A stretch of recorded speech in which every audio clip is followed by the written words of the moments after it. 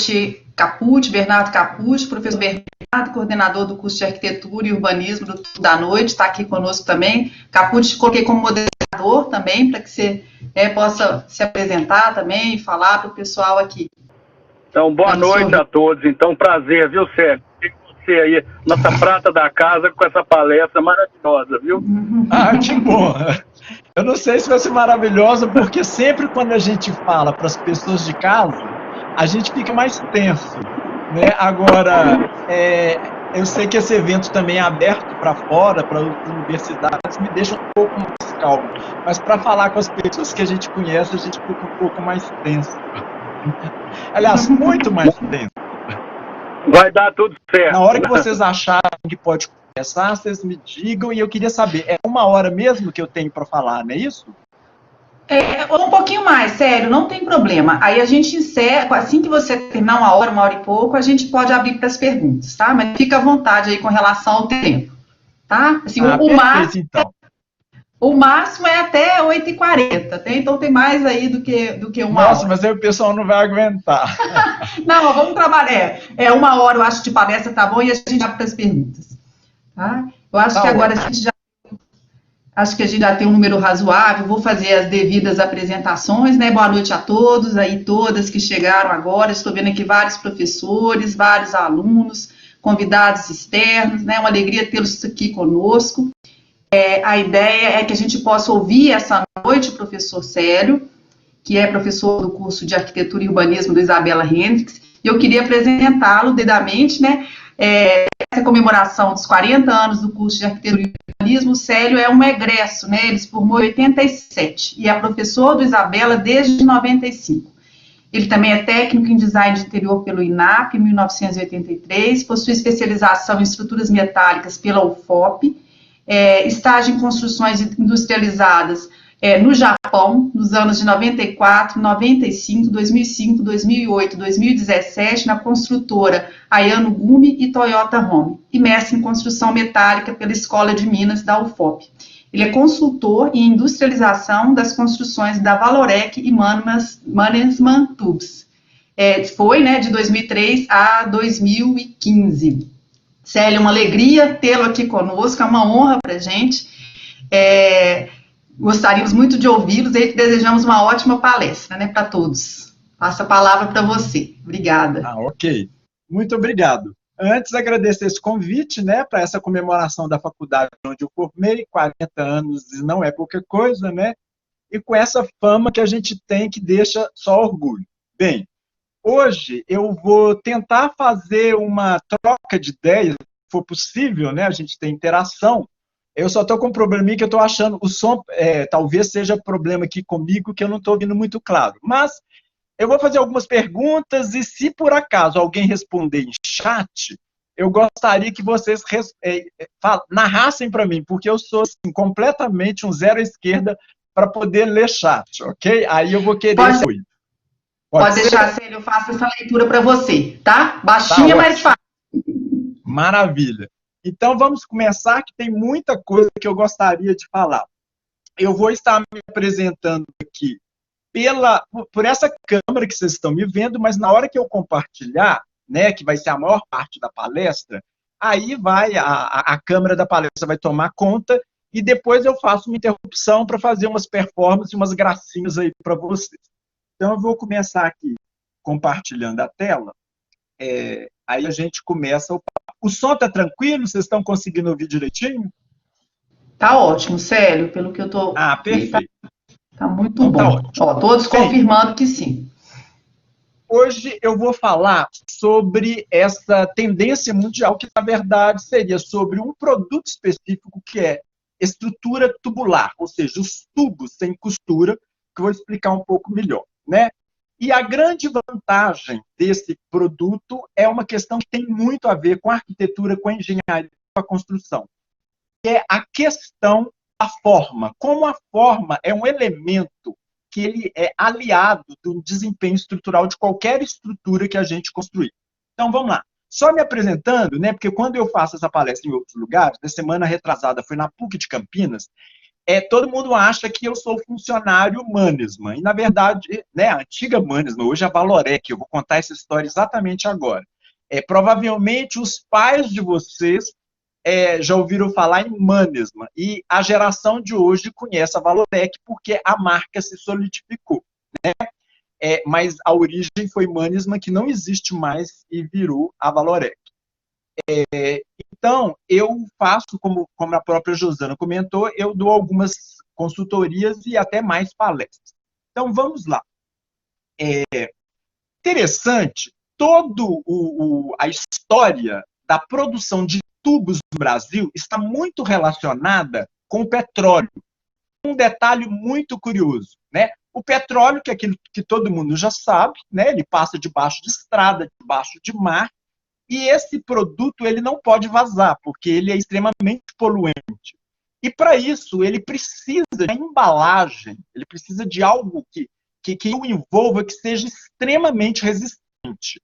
Então, só é possível a produção de petróleo no mundo se a gente tiver essa possibilidade. Então, vocês vão olhar aqui no quadro a presença, deixa eu habilitar o laser aqui, ó, a presença, a história da Petrobras, ela se confunde com a história da Mannesmann. Em 52, a Petrobras no Brasil, né, ela foi concebida, né, ela se inaugura em 53 e logo em 54, a Mannesmann, que deu origem à Valorec, foi colocada a postos para viabilizar essa exploração do petróleo, tá? Por essas características de resistência dessa embalagem, vamos dizer assim. E é o que a gente tira proveito hoje para a construção civil, né? Na verdade, nessa data de 2000, a Mannesmann foi comprada pela Valorec, mas a Mannesmann tinha muito nome e eles deixaram o nome e ficou Valorec Mannesmann, ou VIM Tubos do Brasil, né? Por essa força. Mas em 2013, a marca já estava consolidada e, a partir daí, deixou de ser Mannesmann. Só por curiosidade, a Mannesmann virou Vodafone, aquilo que vocês veem na camiseta dos jogadores de futebol. A Vodafone, que é uma empresa de telefonia, é a antiga Mannesmann. Ela mudou de ramo e a Valorec encampou a área de atuação, né? Tem todos os continentes esse produto. E a gente tem essa vantagem de ter aqui em Belo Horizonte, né, em Minas Gerais, aqui em Minas Gerais, do lado de Belo Horizonte, com essas vantagens que a gente vai falar.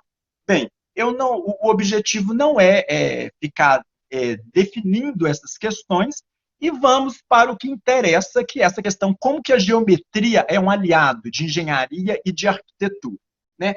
Só para vocês terem uma noção, quando a gente fala em tubo, vocês estão vendo aqui na tela os tubos com costura, né? Geralmente tem paredes mais finas, e a presença dessa costura, ela diminui a resistência estrutural, o comportamento estrutural dessas peças, tá?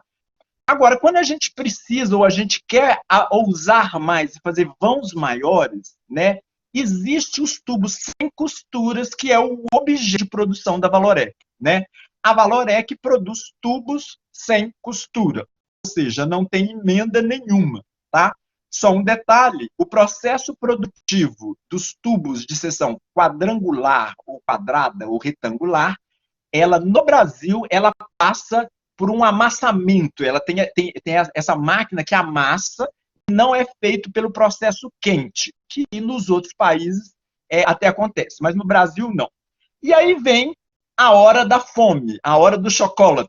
Ou seja, quando eu faço palestra pessoalmente, eu ando pelo auditório e fico coletando as marcas preferidas de chocolate das pessoas. Eu não sei se vocês são chocolatras, eu quase sou chocolatra, eu adoro chocolate.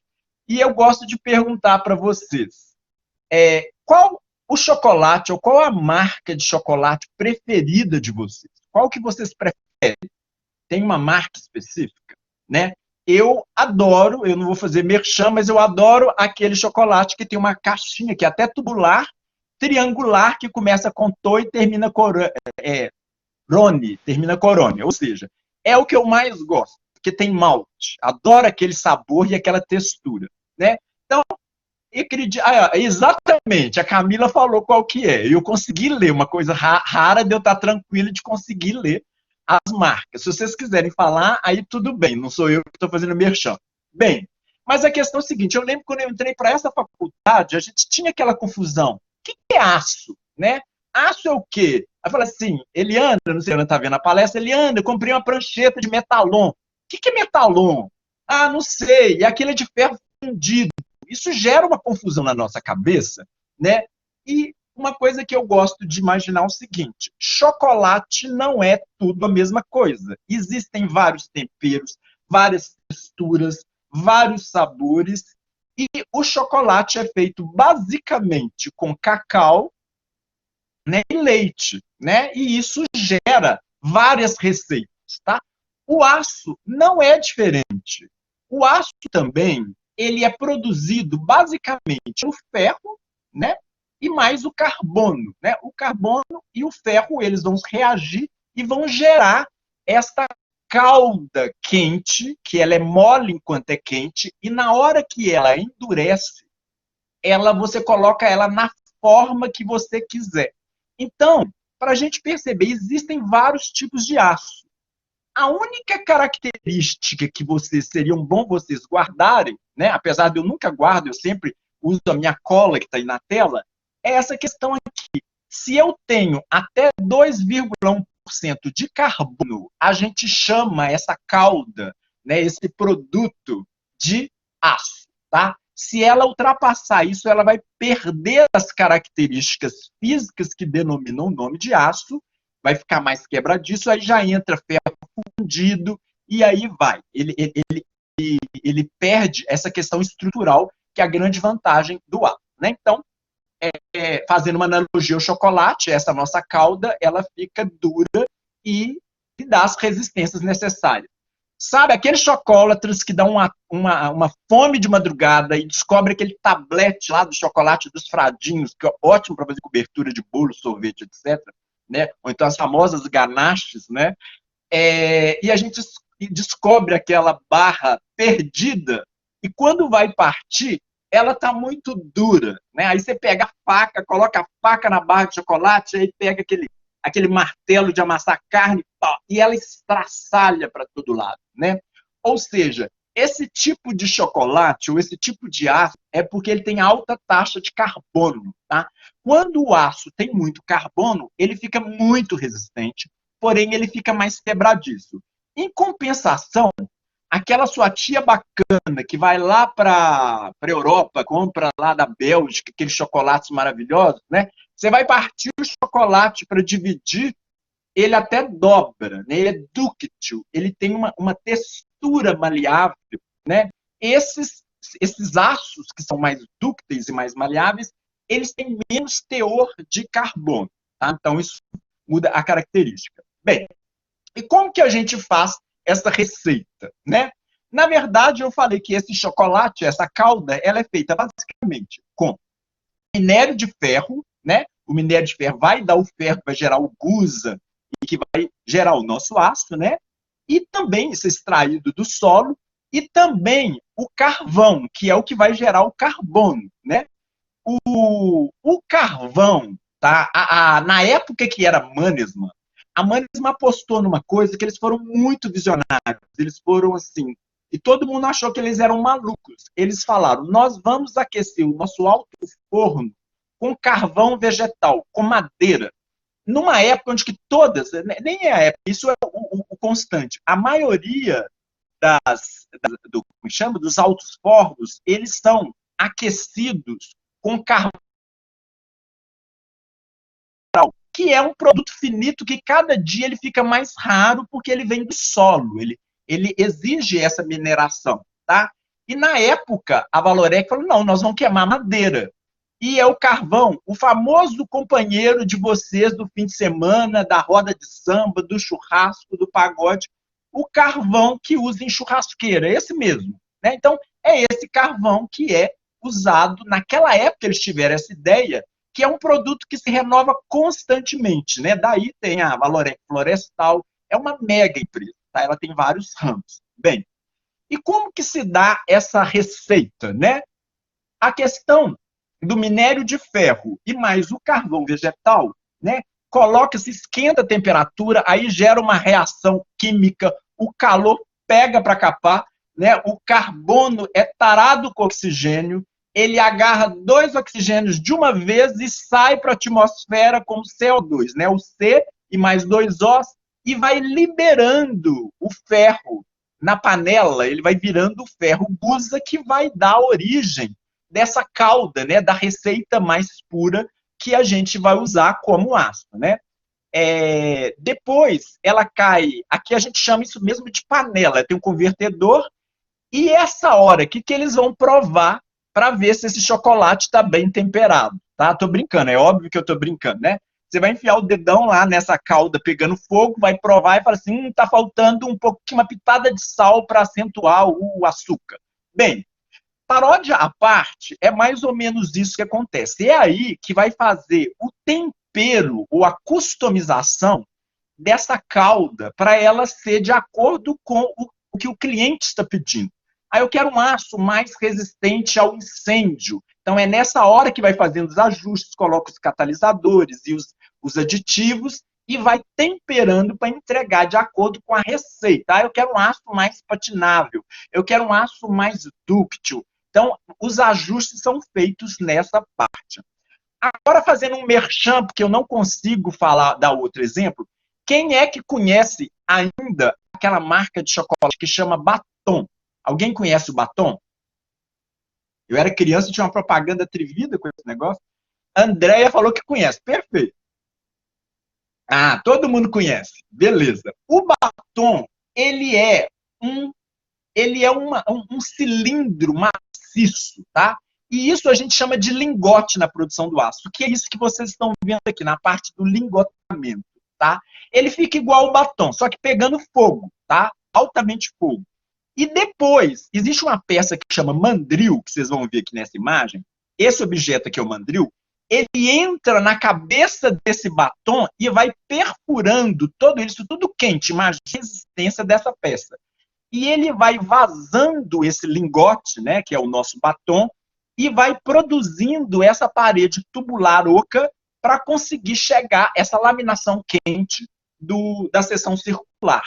E é aí que começa a nossa história de como essa geometria é sensacional para estruturar várias coisas, especialmente os grandes vãos, ok? Bem, dentro desse processo, né, aquela sacada que eles tiveram de fazer o alto forno ser alimentado pelo próprio carvão, né, que é algo reciclado, né? Aqui tem o CO2 no processo, o calor produzido por essa reação lá dentro, um terço é produzido, já é reutilizado no processo deles, e eles ganharam o título de tubos verdes, né? Por quê? O oxigênio é liberado, né, no ar, depois renova, depois a árvore incorpora e vira carvão de novo, e o ciclo se fecha. Com esse título de tubos verdes, eles ganharam créditos de carbono, e as empresas que estão, como é que chama, com a ficha suja, chegam à Valorec e conseguem comprar esses créditos de carbono, tamanha quantidade de oxigênio que eles conseguem produzir pela existência e o cultivo dessas florestas de manejo que eles têm, tá? De eucalipto. Então vamos começar a palestra propriamente dita agora, ao que interessa a gente que é projetista, ok? Por exemplo, isso que vocês estão vendo na tela, né, já dei cola, né? Quando eu tenho mais tempo eu faço perguntas, eu não dou a cola não, eu só mostro esse objetinho que está aqui. Mas, gente, o que é isso para vocês? Olha só, o produto mais duro do planeta, que é o diamante, né? Um dos considerados mais resistentes, né? Ladrão em filme corta o vidro para roubar o banco, né? Para entrar pela janela do prédio. E o material que a gente usa que desmancha na nossa mesa, que é o grafite. Gente, por incrível que pareça, esses objetos que têm propriedades mecânicas e físicas completamente diferentes, eles são a mesma coisa em termos de elemento, tá? Ele é o carbono, só que em arranjo geométrico diferente. Então, prestem atenção na responsabilidade que a gente tem. A articulação geométrica do grafite faz esse material que desmancha no papel. E a configuração geométrica do diamante confere essa alta rigidez, ok? Aí a gente já intuitivamente consegue perceber, né, uma folha de papel. O professor vai te entregar uma prova, né? A prova assim na mão pode ficar broxando, a pessoa cria uma curva, aí consegue estender e entregar mais à frente. Eu lembro que na palestra da Semana de Arquitetura do ano passado, o próprio Yopanan deu esse exemplo, e foi incrível, foi maravilhoso, né? Bem, e o que é o tubo final? O tubo reúne essas vantagens estruturais, né? Que a própria natureza, ela inteligentemente, ela se conforma nessas figuras quando ela tem sérios desafios estruturais ou funcionais, que é o caso dessa camisa bandeirosa, que depois vocês podem olhar, que são as artérias, né? Isso é em homenagem, essa é a minha camisa performática, né? Que são as nossas artérias, que conduzem fluidos dentro, oxigênio, etc. Mas falando agora em resistência, o bambu, né? Só para vocês terem uma noção, eu aprendi isso foi com a Monica Smith, não sei se ela está assistindo, que a cúpula do Taj Mahal, ela foi construída com bambu na sua estrutura. Acho que tem uma rodoviária na América Latina também que no lugar do aço foi colocado bambu. Ele resiste muito bem à tração, à flexão, tem vários ditados, enfim. É uma forma geométrica muito interessante. E no caso, eu gosto de dizer, mais importante de você saber se sua viga ou seu pilar, ele é de madeira, ou se ele é de aço, ou se ele é de algodão doce, ou se ele é de pipoca, ou se ele é de fibrocarbono, de vidro, etc. Mais importante de saber que material ele é constituído, a geometria dessa peça é mais importante. Então, qual a conformação, a configuração geométrica desse objeto que vai conferir um comportamento estrutural já para sair na frente. A característica da propriedade física desse material é um upgrade, né? Então, a forma dele, antes da matéria, o seu comportamento estrutural. Bem, e esse exemplo que eu adoro, ele mostra isso muito bem. O que vocês estão enxergando aí? Um automóvel sendo dependurado pelo ar, ou seja, o ar foi envelopado, ele foi embalado em forma de um tubo, né? Olha que legal, um tubo, você encheu de ar, igual aqueles balões de aniversário que o povo faz espadinha, coroa, né? E fica brincando, todo mundo brincando com aquele tubo, né? O ar entrou lá dentro, pressurizado, ele chegou na curva do conforto. Ele se sentiu confortável, modelando a sua casinha numa seção circular, estável, completamente estável, né?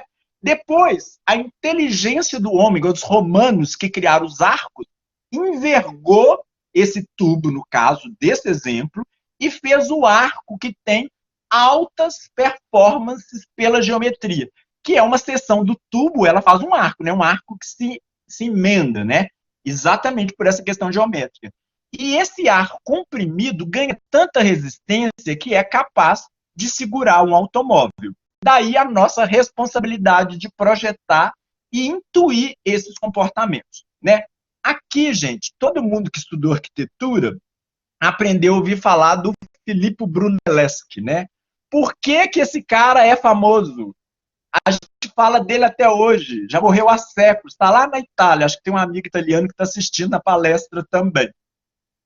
Na verdade, gente, imagina, projetaram essa obra gigantesca, se vocês forem perceber, essa torre também é um tubo de seção quadrada, né?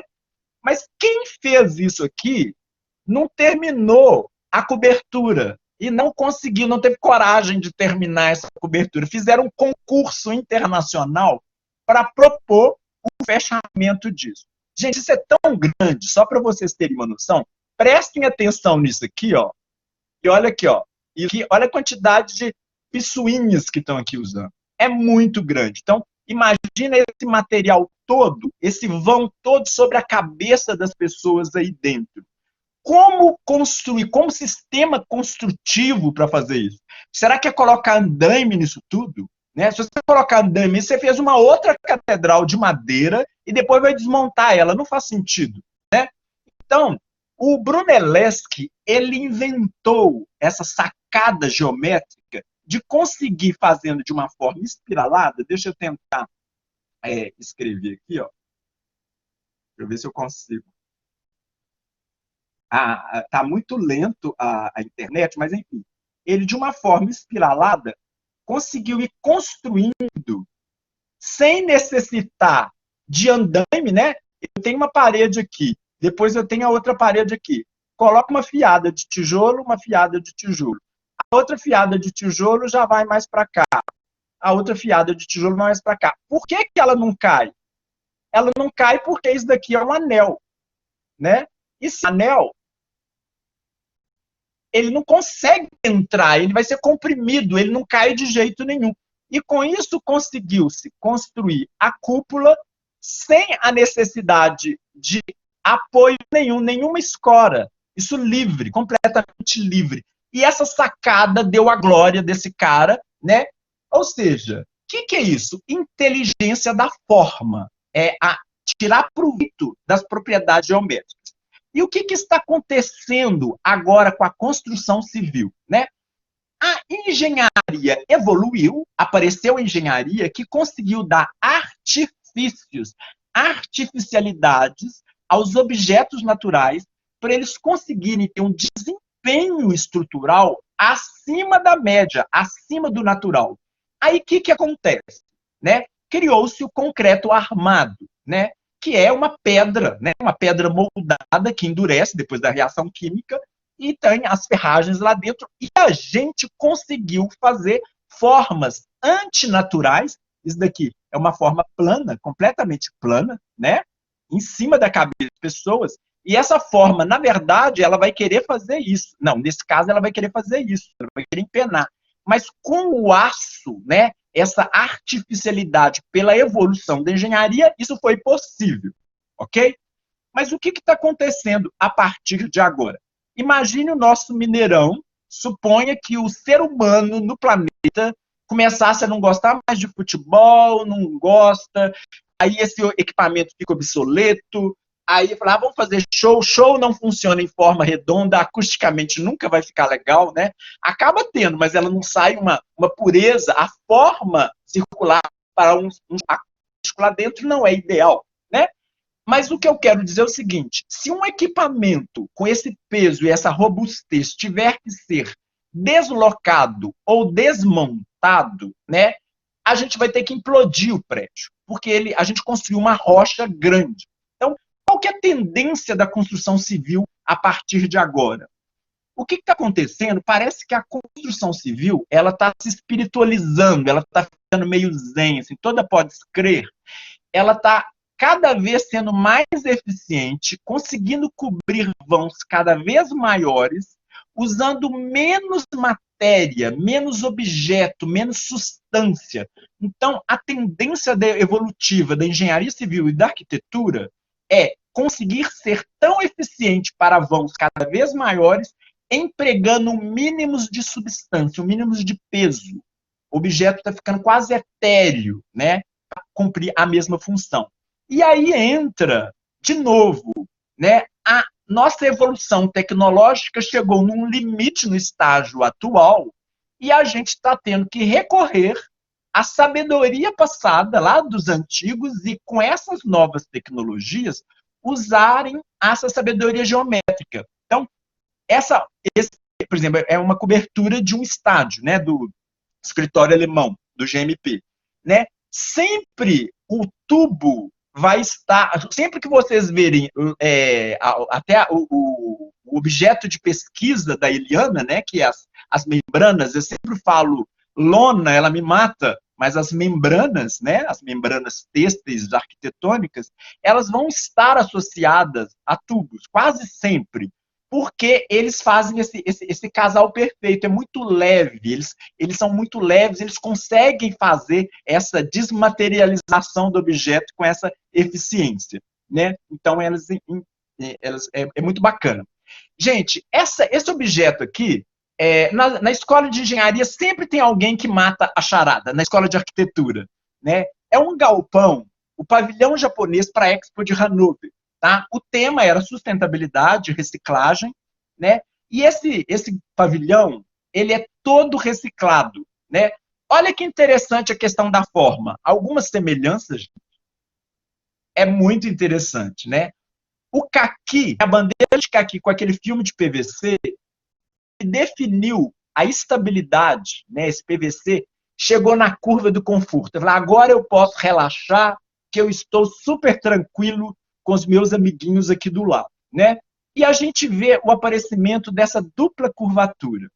Gente, isso faz qualquer coisa ficar rígida, né? Esse projeto, a gente vê a sabedoria do arquiteto, né? Eu não vou falar o nome ainda, porque eu quero fazer uma pergunta antes, para ver se alguém mata a charada, né? Repare que tem essa curvatura assim, né? Tem essa curvatura assim e tem essa curvatura assim, né? E esse conjunto geométrico gera uma resistência absurda. Esse pavilhão não é de aço e é de tubo. Alguém é capaz de chutar que tubo é esse, que material é esse tubo?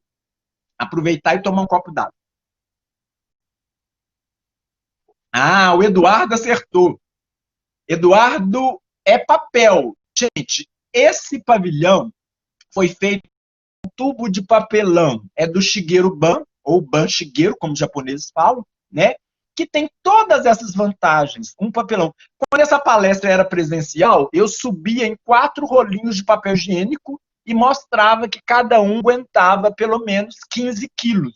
Aquela espessura mínima. Por uma questão de geometria, né? Intuindo um pouco disso, né? Se o Ezequiel tiver presente, vai ver a mão dele. O Ezequiel foi modelo de mão para a próxima imagem. Eu peguei 2 papéis A4, passei um durex e gerei um exemplar de um tubo, né? Isso é interessante, que esses perfis da Valorec, né, que são os tubos sem costura, eles estão dentro do reino das seções fechadas. A gente chama seção fechada e seção aberta, né? Perfil I, perfil U, C, etc. Aqui são as abertas e aqui são as fechadas, tá? Para a gente comparar o comportamento estrutural desse, eu criei esses 2 elementos. Adotei esse trecho aqui de uma canaleta. Todo lugar que tem uma gambiarra, a gente enxerga isso, né? Então, temos aqui os 2 exemplares, né? O da fechada e o da aberta, e vamos comparar.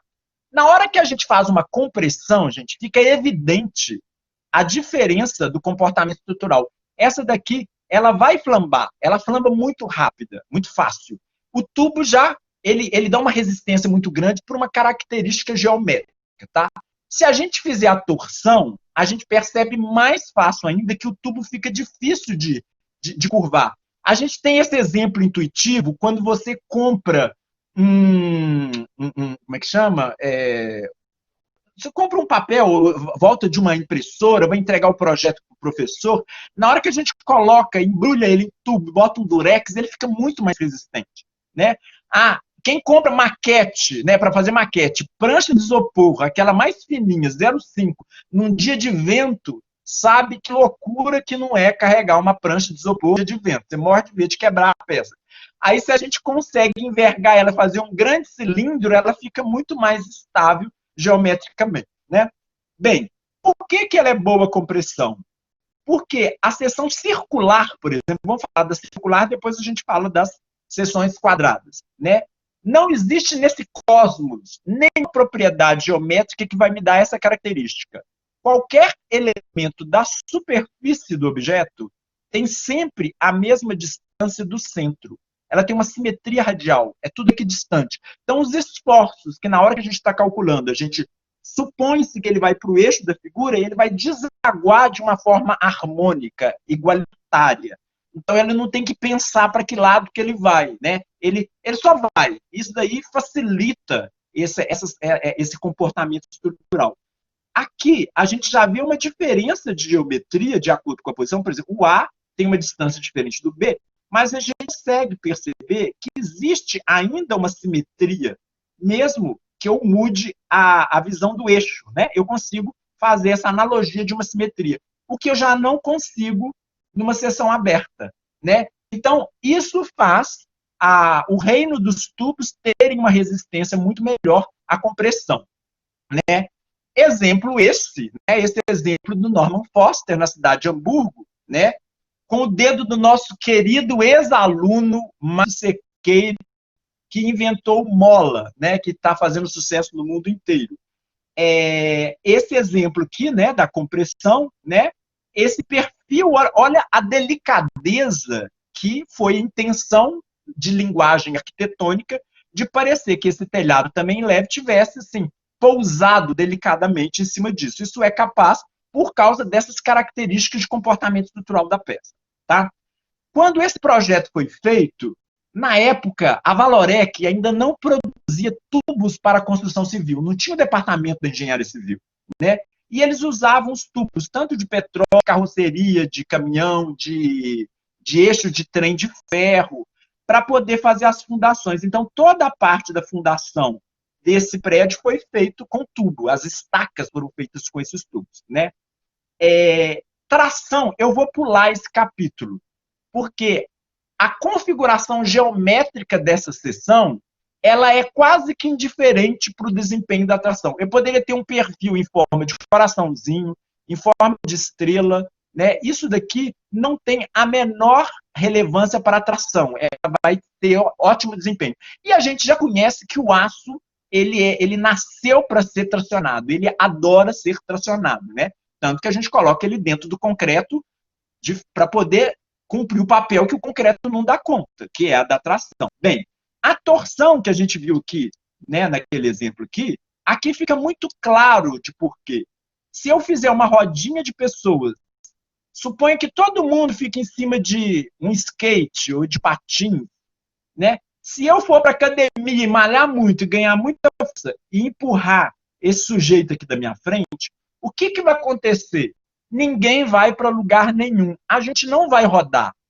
Esses caras não vão cair, porque essa força vai voltar a mim, ela vai se anular, a gente fica parado, né? Dá essa estabilidade à torção. Em compensação, se eu transformo essa seção circular num perfil aberto, né?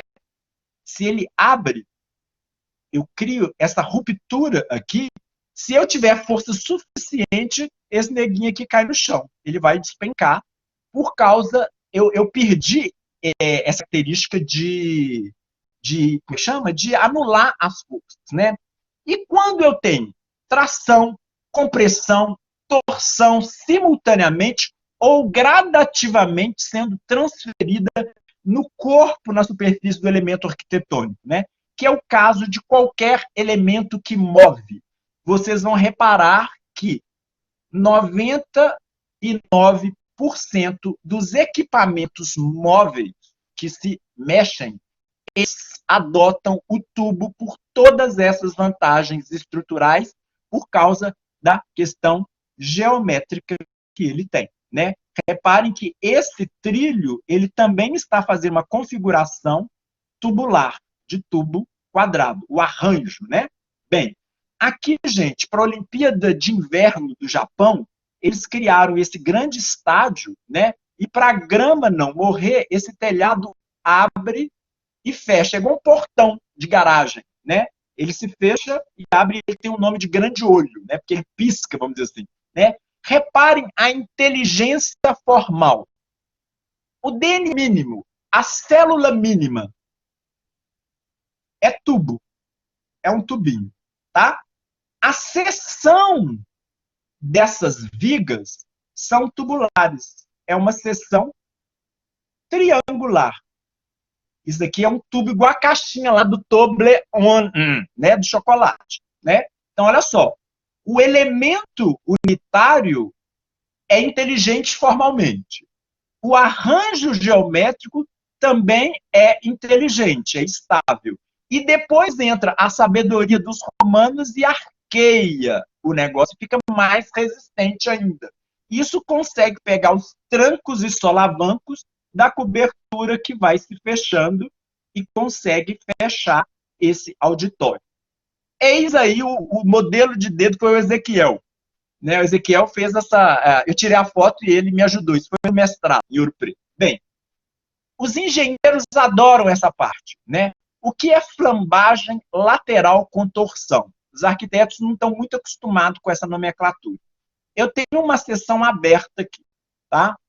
Reparem o que aconteceu quando eu coloquei uma carga, né, e ele fletiu aqui no meio. Né? A linha horizontal estaria aqui, ele desceu, além de descer, ele saiu para o lado e torceu. Então, ele deu um giro da posição original. Esse fenômeno, né, chama flambagem lateral, porque ele sai para o lado, contorção, porque ele torce.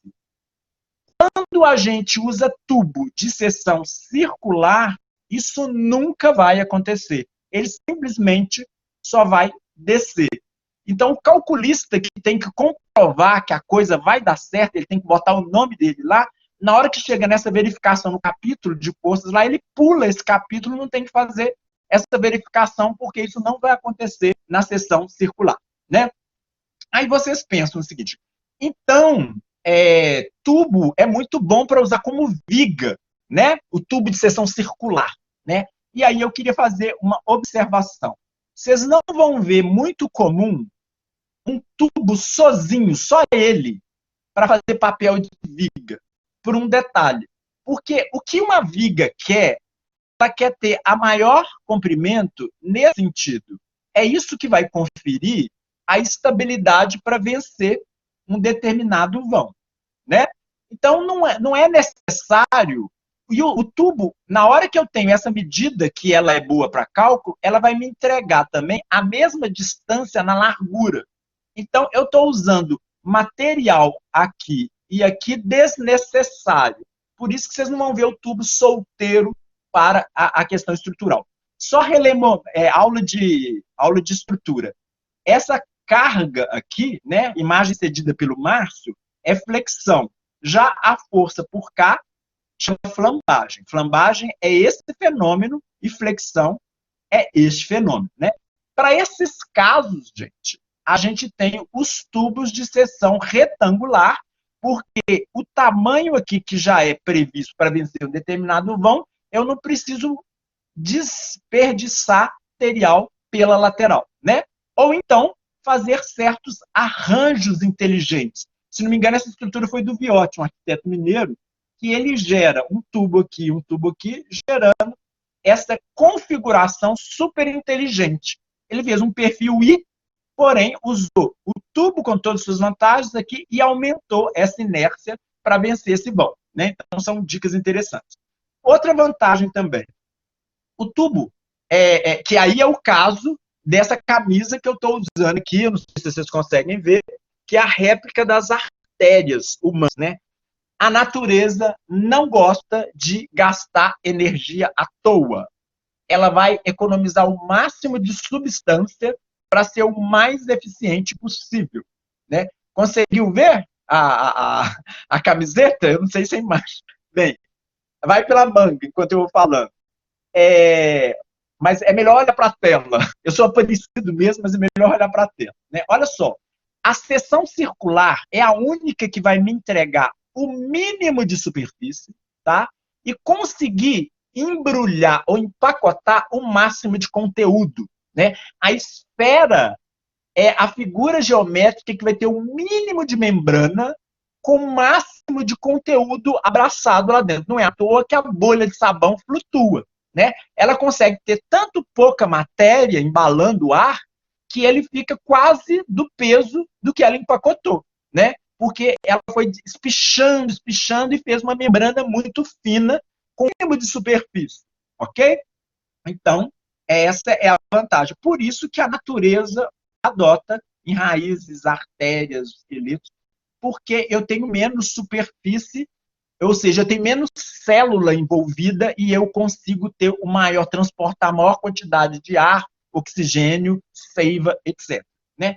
Se eu tenho menos área de superfície, eu tenho menos área para proteção. né? Então, em termos de pintura, é interessante. Tá? Uma outra coisa, gente, estruturas mistas, tá? O que é estrutura mista? Isso é uma grande confusão na maioria das pessoas. Estrutura mista não é dois materiais diferentes e eles estarem lado a lado trabalhando. Não é isso.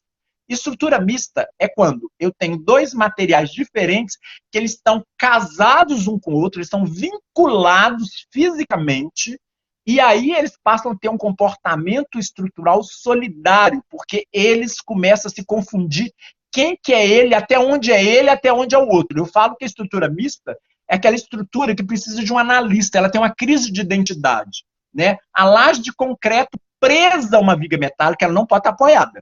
Se ela estiver apoiada, ela é uma estrutura misturada. Estou brincando, tá? Não é esse nome, não. Mas se eu tiver pinos conectores e eles se fundiram, aí ela é uma estrutura mista.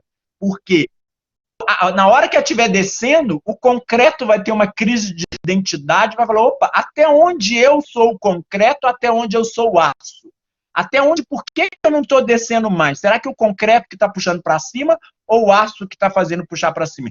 E o aço, a mesma coisa, ele vai ficar na dúvida até onde está a área de interação dele com o aço ou ele como concreto. Então, essa confusão que gera nele, que batiza de uma estrutura mista. Então, a estrutura mista tem que ter esse casamento, essa união. O tubo, gente, ele é genial para isso. Eu posso usar ele, além de forma, ele tem um desempenho estrutural. Aqui, ó, só para vocês terem uma ideia, isso daqui é um catálogo que eu tirei em 1994. No Japão, eles já tinham pré-fabricados, você escolhia de catálogo, pré-fabricado misto, de pilares mistos, concreto e aço, simultaneamente. E com esse aqui eu posso fazer isso de uma forma muito fácil, que foi o que aconteceu no Allianz Arena, né? Esse estádio da Alemanha, todos esses pilares aqui, eles são estrutura mista, tem concreto e tem aço. Qual a vantagem disso? Eu tenho um diâmetro muito menor se fosse só de aço, né? Então eu consigo dimensões menores. E também, se fosse só de concreto, eu também consigo dimensões muito menores. E eu vou ter, né, uma obra mais delicada, mais elegante, né? Uma outra vantagem dos tubos, eu posso usar dentro dele, né?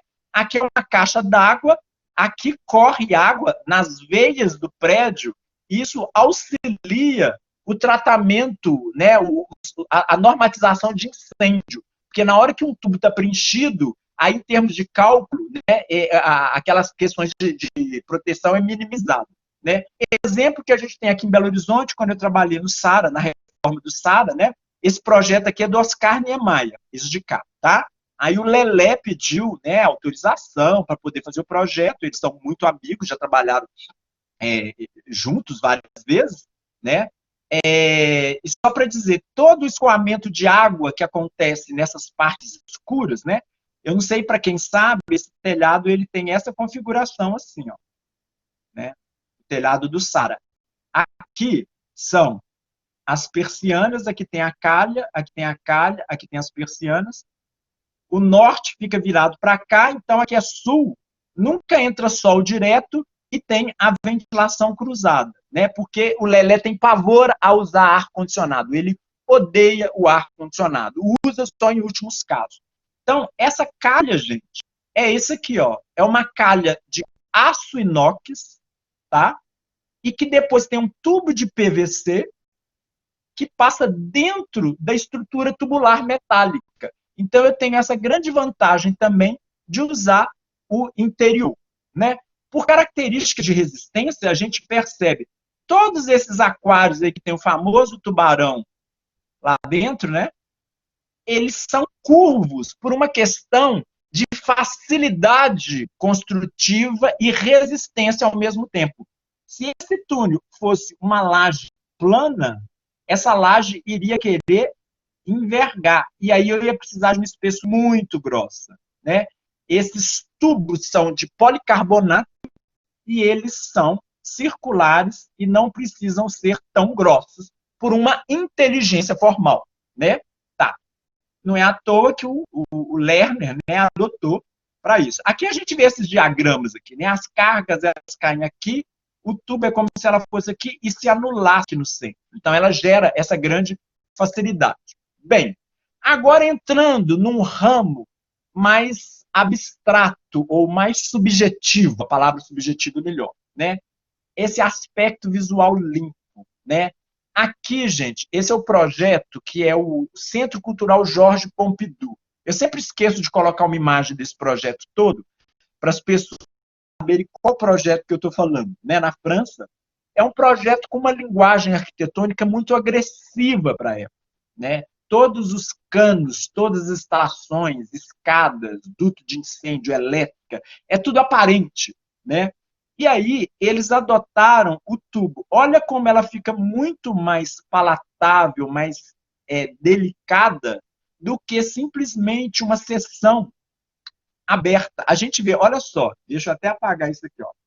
Se a gente comparar, né, olha o tamanho do tubo, né?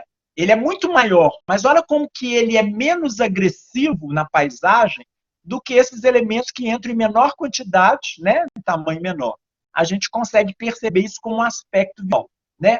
Aqui fica muito claro isso. No aeroporto de Recife, a gente tem esse lado aqui, né, esse ritmo aqui, com esse que a gente vê a diferença, né, da impressão subjetiva, né?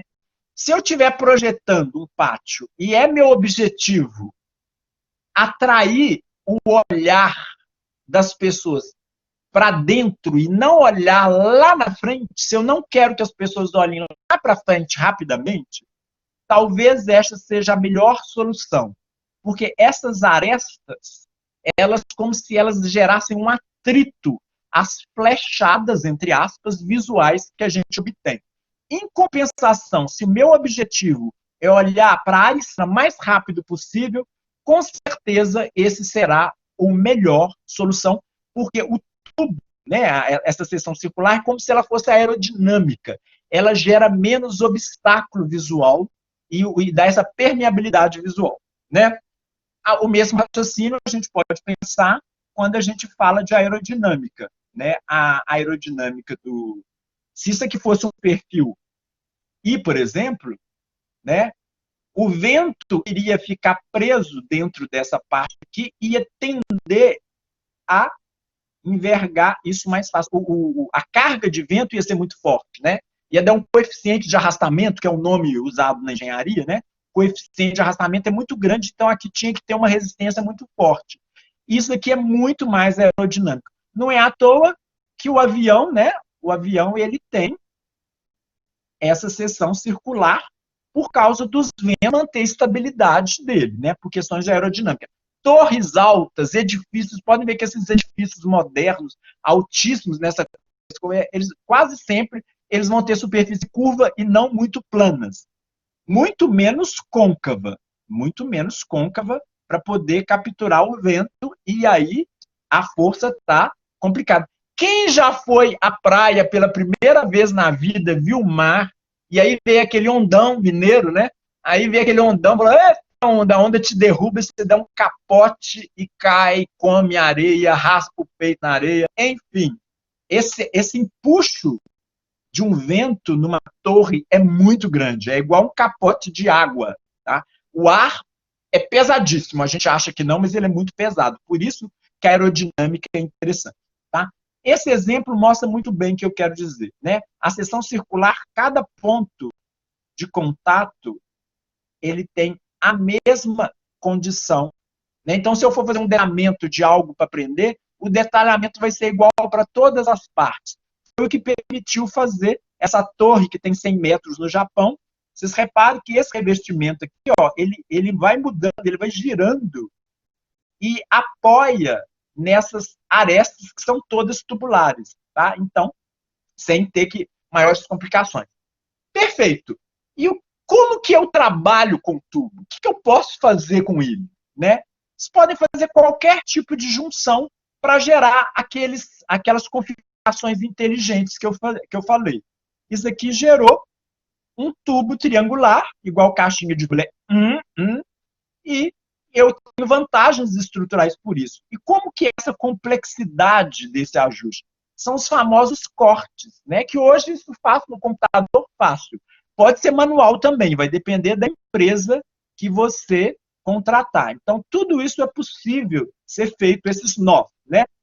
Outras vantagens, quando a gente articula, eu tenho um vão para vencer, né?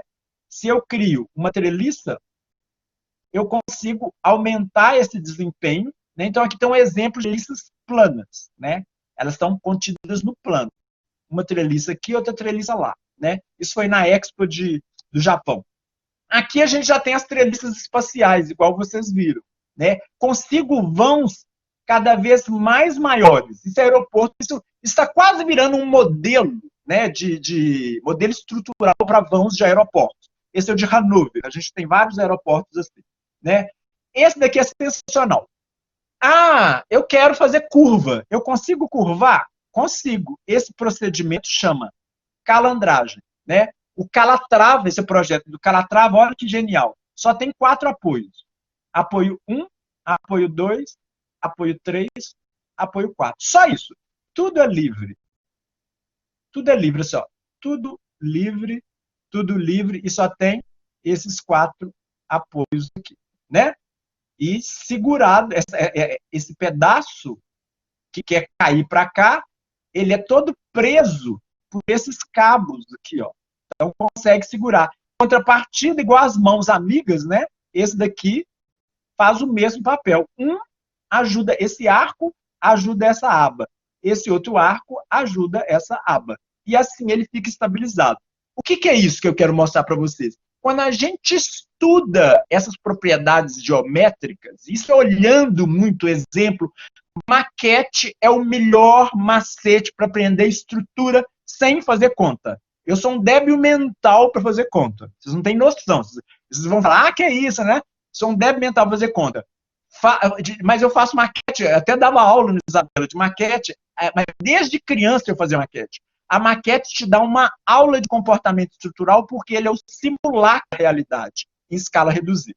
Tá? Inclusive, grandes projetos são feitos com modelos tridimensionais físicos, maquetes de massa, não virtuais. Né? No computador, tudo fica em pé. Né? Ah, não quero fazer calandragem, não quero fazer curva. Né? Eu quero fazer por pedacinho. Está aqui o exemplo do aeroporto que a nossa querida Regina viu pessoalmente, e eu agora tenho um amigo de Bangkok, que estou a fim de conhecer Bangkok, parece um lugar muito legal.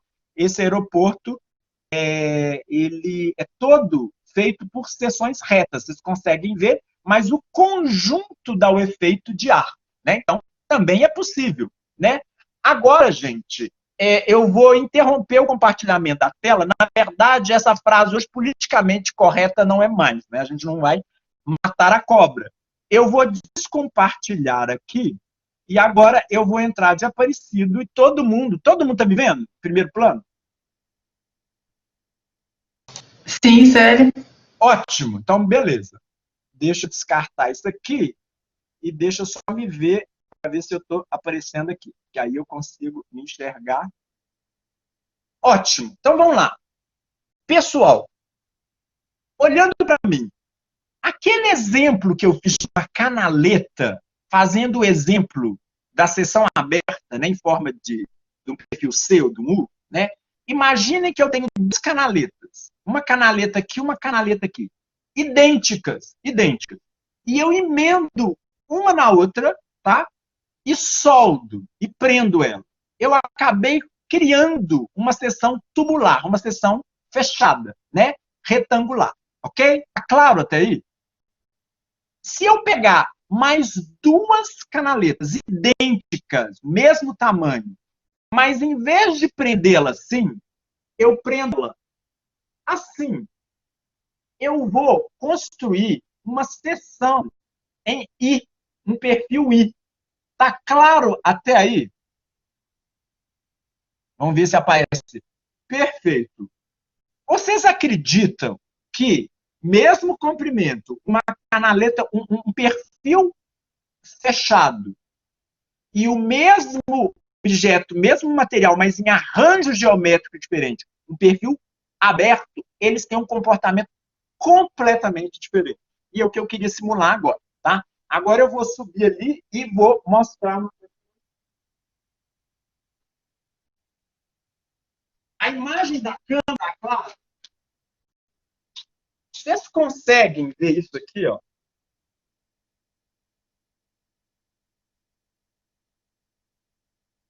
Tá claro, né? Esse aqui, ó, é o nosso exemplar da seção, deixa eu ver se eu consigo pôr bem na câmera, da seção tubular, tá?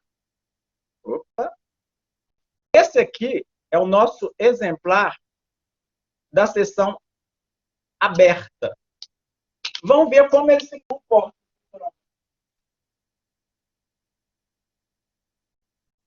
Aqui, ó. Segurar na ponta, vou imaginar que você é uma viga de uma cobertura de um estádio, uma marquinha. Na hora que eu levanto, o que acontece? A diferença, esse aqui, ó, deixa eu tentar, se vocês conseguem. Se eu for tentar ajustar, ele gira para o outro lado. Ele não fica nada estável. E esse outro aqui, ó, completamente a diferença do comportamento estrutural dele. E isso que é incrível, porque é o mesmo material, mas em arranjo geométrico. Esse aqui, ó, não precisa da pílula azul. Esse aqui está precisando da pílula azul. Ou seja, muda tudo. O comportamento estrutural está nas nossas mãos, né? Como eu vou arranjar o objeto que eu estou desenhando ou concebendo e dar um upgrade para economizar para o cliente não quebrar o bolso dele, né? Então, isso é interessante. Então, isso já mostra, né? A alta performance subindo o rolinho geogênico mostra como que o tubo ele é imbatível para esses esforços. Então, de novo, eu vou agora compartilhar a tela novamente e a gente continua aqui com o nosso papo. Vamos lá, se chegou. Perfeito. Vamos lá. Próximo. Então, alguns exemplos, gente, de tubos usados em equipamentos esportivos, né? Esse é o estádio que foi lá da Copa da Alemanha, que é o meu preferido. Ele, é isso aí, Ivan, geometria é tudo, é tudo, é tudo. Até o padrão musical que altera o nosso humor. Agora eu vou dizer uma coisa para vocês, um segredinho. Gente, o que me segurou nessa pandemia foi ouvir música. É impressionante como ela te reequilibra em estado emocional. É impressionante. A música é um padrão geométrico que ele realinha as coisas. Mas, papo cabeça à parte, vamos voltar ao que interessa, né? Esse estádio, né, de futebol, né, que é a mesma equipe que fez o Fonte Nova, eles deram apoio lá no Fonte Nova, né? Ele tem uma concepção estrutural que vale a pena passar para vocês. Não sei se vai ter tempo. Como é que está o tempo aí? Já deu 1 hora, né? Acho que eu vou correr, tá? Você falou até que horas, Josana, que eu poderia falar? Ô, Célio, pode ir até 8h40. Ótimo. A gente tem que terminar. Eu não vou correr tanto, mas eu vou tentar andar mais rápido. Toda a questão geométrica em estádio de futebol, ela é resolvida por um conceito que chama anel de tração e anel de compressão. Com isso, a gente resolve todos, ou quase todos os casos de cobertura de estádio, que é aquela coisa gigantesca em cima da cabeça das pessoas, né? Só para vocês terem uma ideia, né? Esse tubo aqui, ó, é esse que está aqui fora, aqui, tá? E essa seção aqui, ó, isso aqui, ó, que vocês estão vendo, é isso aqui. Ok? E na ponta desse aqui, tem esse outro aqui, que é esse anel aqui transparente. Então, tubo de fora, primeira tesoura, segunda tesoura. Tá? Isso aqui é transparente porque o filé mignon do estádio de futebol, a coisa mais nobre do estádio de futebol é o gramado. Gramado é caríssimo e gasta muita água. Então, o gramado, a gente nem para visitar estádio, a gente nem pisa em gramado. É proibido, visita é muito difícil. Porque, então, por isso é transparente para poder dar luz ao gramado do morrer. Então, voltando lá. Gente, como entender isso se aqui é uma rótula, aqui é uma rótula, aqui é uma rótula, isso daqui é um cabo, aqui é uma rótula. Como é que a gente fala, gente, por que esse trem aqui não não roda e cai? Por que ele não dependura assim? Por que esse trem aqui não cai? Porque gera essa grande dúvida, né? Mas isso só gera se a gente ficar raciocinando em termos de 2D. A gente tem que matar o raciocínio plano. A gente tem que ir para o 3D, que é o que explica tudo. Por exemplo, o 2D me dá um nó na cabeça e faz achar que isso daqui vai cair conforme eu falei. Mas só, gente, que existe uma força que corre aqui, toda de compressão, tá? Isso tudo aqui tem compressão, que é o seguinte. Vamos imaginar que eu tenho um anel gigante, um bambolê. Vocês sabem o que é bambolê? Acho que não. Vocês têm um anel gigante aqui, ó. Um anel super gigante. Todos nós, que bom. Todos nós entramos aqui, ó. A gente fica tudo aqui dentro. Todos nós que estão assistindo a palestra, fica tudo aqui, ó. Uma multidão de nós, tá? Aí a gente amarra uma cordinha e entrega para um. Uma outra cordinha entrega para outro. Outra cordinha entrega para outro. Outra cordinha, e assim vai. A gente vai gerar tipo uma roda de bicicleta, ok?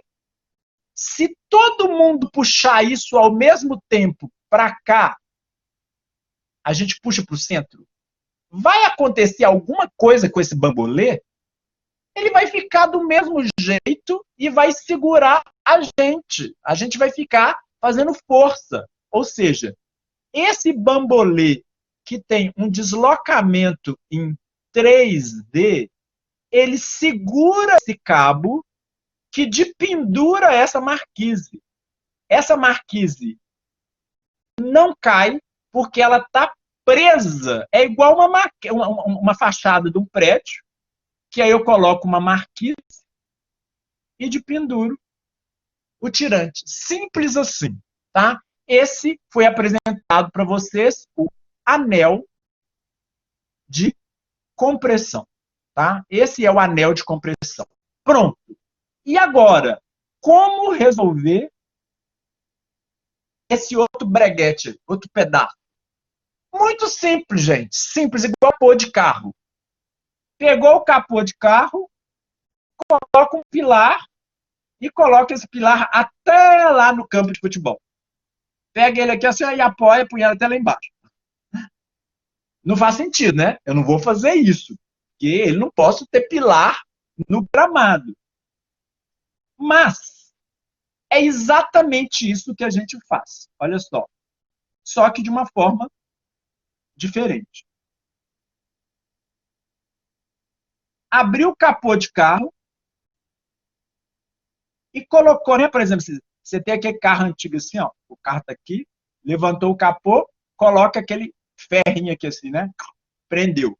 Isso aqui quer girar nesse sentido, então essa coisa é virada assim. Aqui, ó, isso aqui quer girar nesse sentido, colocou um pilar aqui, ó. Isso aqui é um pilar, um tubo a compressão que não vai deixar ele vir para cá. Aí entra a pergunta: por que isso troço não vem para cá? Por que ele não vem para cá? Né? Aqui está a resposta, gente. A resposta está aqui. Oh, tem um chão virtual aqui. Tem um chão virtual nesse ponto que eu vou explicar agora um conceito diferente para você.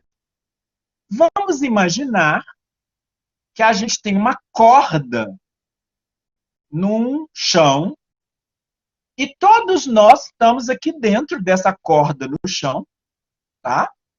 A gente está aqui. E agora, em vez da gente uma corda, a gente tem uma vara. A gente tem uma vara comprida e empurra isso para cá. Mas, simultâneo, enquanto o outro empurra para cá, o outro empurra para cá, o outro empurra para cá, o outro empurra para cá, o outro empurra para cá, e assim vai. A gente vai manter essa corda esticada, ela agora é tracionada, e ela vai ficar paradinha porque eu estou fazendo força. Agora vocês vão entender melhor. Olha aqui, esse tubo, ele quer ir para cá. Mas essa corda, ela não consegue esticar mais. Esse anel aqui, ó. Olha que incrível. Todo esse tubo empurra ela para fora, mas esse também empurra fora, esse empurra para fora, e essa corda não abre mais. Entenderam isso? Se vocês entenderem isso, já estou mais do que feliz. Olha só que solução inteligente, né? Aqui, anel de compressão. Aqui, anel de tração. Eu tenho uma preguiça de escrever, gente. Tração, ok? Com isso, resolve quase todas as questões estruturais de estádio, tá? Agora, esse estádio foi uma encrenca estrutural, porque ele é um patrimônio histórico, tá?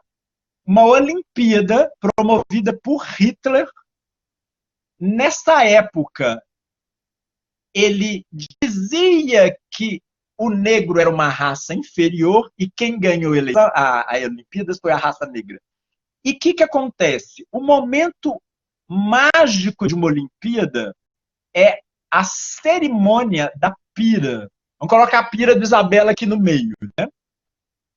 Então, gente, um estádio tombado pelo patrimônio, proibido colocar estrutura do lado de fora para resolver. O Mineirão foi um pouco parecido, só que o Mineirão foi mais fácil porque ele não tinha esse rasgo aqui, tá? Como resolver anel de tração e anel de compressão se eu não posso emendar isso aqui? Se eu emendasse isso aqui, gente, estava facílimo fazer. Eu ia usar aquele conceito que vocês viram no exemplo anterior. Mas aqui não podia. O patrimônio jamais ia deixar interromper o mais sagrado, que é o fogo sagrado da Olimpíada, né? Gente, olha que inteligência. Eles fizeram uma coisa que a gente fala, que loucura é isso? Colocaram um pilar no meio da arquibancada. Foi assim, não tinha outra alternativa. Mas não foi um pilar aqui, né? Foi aqui. Então existe, depois vocês vão ver uma foto, eu não sei se é nesse slide que eu tenho, tem uma foto que você vê não, né, aqui não.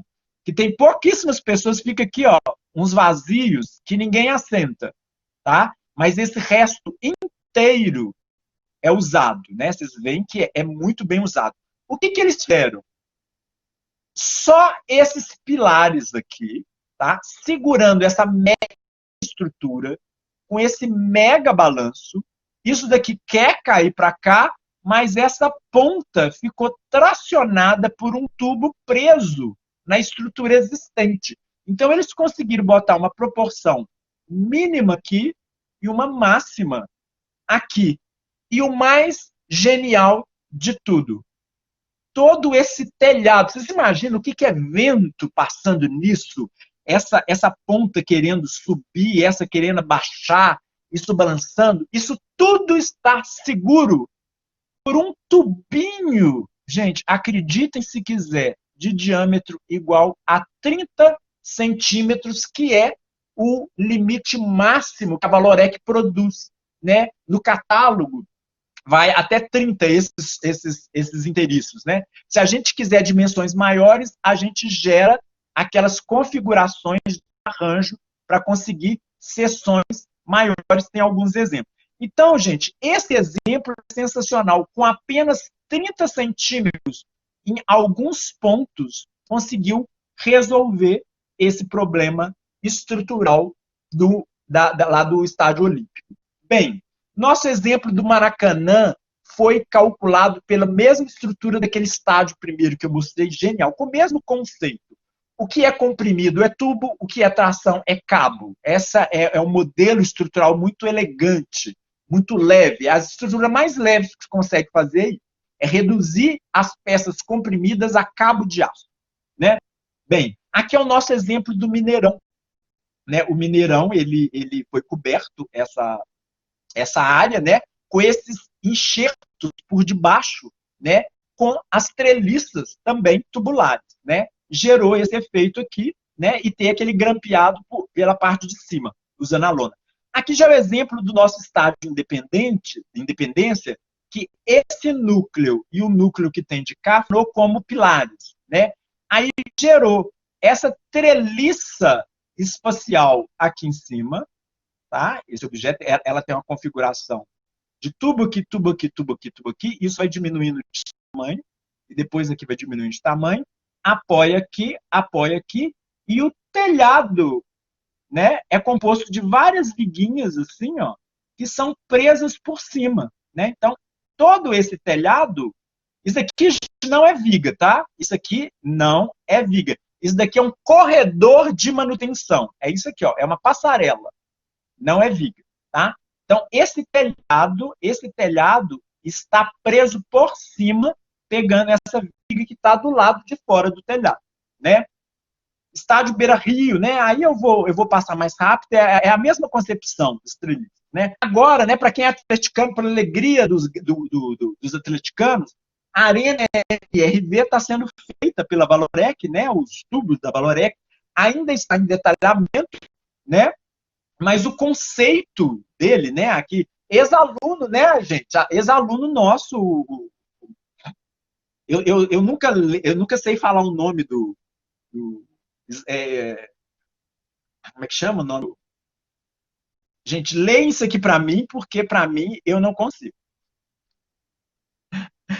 É isso aí, Farkas Gorvski, nosso ex-aluno. Bem, o que eu queria dizer é o seguinte, a concepção estrutural dele é mais ou menos assim, vai ter um tubo também, estrutura mista, tá, gente? A estrutura mista de tubo com concreto dentro, e depois vai vir aquela estrutura treliçada, que ela, até esse trecho aqui, ela vai ser apoiada, depois ela vai fazer o balanço com esse conceito, tipo isso aqui, ó. Tipo isso aqui, ok? Mas ela tem essa ajuda que vai acontecer por aqui, ó. Provavelmente aqui. Está em detalhamento ainda. Então, isso daí é a nova obra que a gente vai ter. Agora, vamos falar um pouquinho de história. Vamos para a Alemanha, Hamburgo, cidade portuária. Eu não sei se vocês sabem, quase toda cidade portuária do mundo é o lugar que tem maior índice de violência, tá? Até no Japão, que não tem violência nenhuma. O Japão é um lugar que você pode deixar a carteira na calçada, no dia seguinte você encontra ela no mesmo lugar. E Yokohama, que é um lugar portuário, é o lugar que pode-se dizer que seria mais violento. As áreas portuárias. E por isso existe uma tendência internacional de requalificação urbana dessas áreas, tá? É o que aconteceu no Porto Maravilha, no Rio de Janeiro, com a obra do Calatrava, etc. Né? Então, só para vocês terem ideia, essa área toda aqui foi concursada, tá? E na medida que as obras vão sendo feitas, tá? Eles vão substituindo por maquetes brancas. Eles tiram as maquetes de balsa, que mostra a obra que vai ser reformada, e substitui pelas que já vão sendo construídas, né? Vamos passear um pouquinho nesse bairro. Olha a qualidade arquitetônica dessa região toda aqui, ó. Toda essa região aqui, ó, ela tem obras desse nível, tá? E olha que interessante, o contraste entre o presente e o passado, um valoriza o outro e não compete. Na verdade, eles fazem um casamento de união nessa linguagem, né? Uma edificação mais antiga e um enxerto contemporâneo por questão de escada, de incêndio, etc. Aqui, gente, esse prédio aqui já é um prédio que está, deixa eu ver se aparece aqui, ó. Ele está nessa região aqui, ó. Esse prédio aqui. Repare que eles tentaram colocar materiais para dialogar com a cor, né? Isso tudo é moderno. E usaram o tubo, né? Então, esse contraste é muito interessante.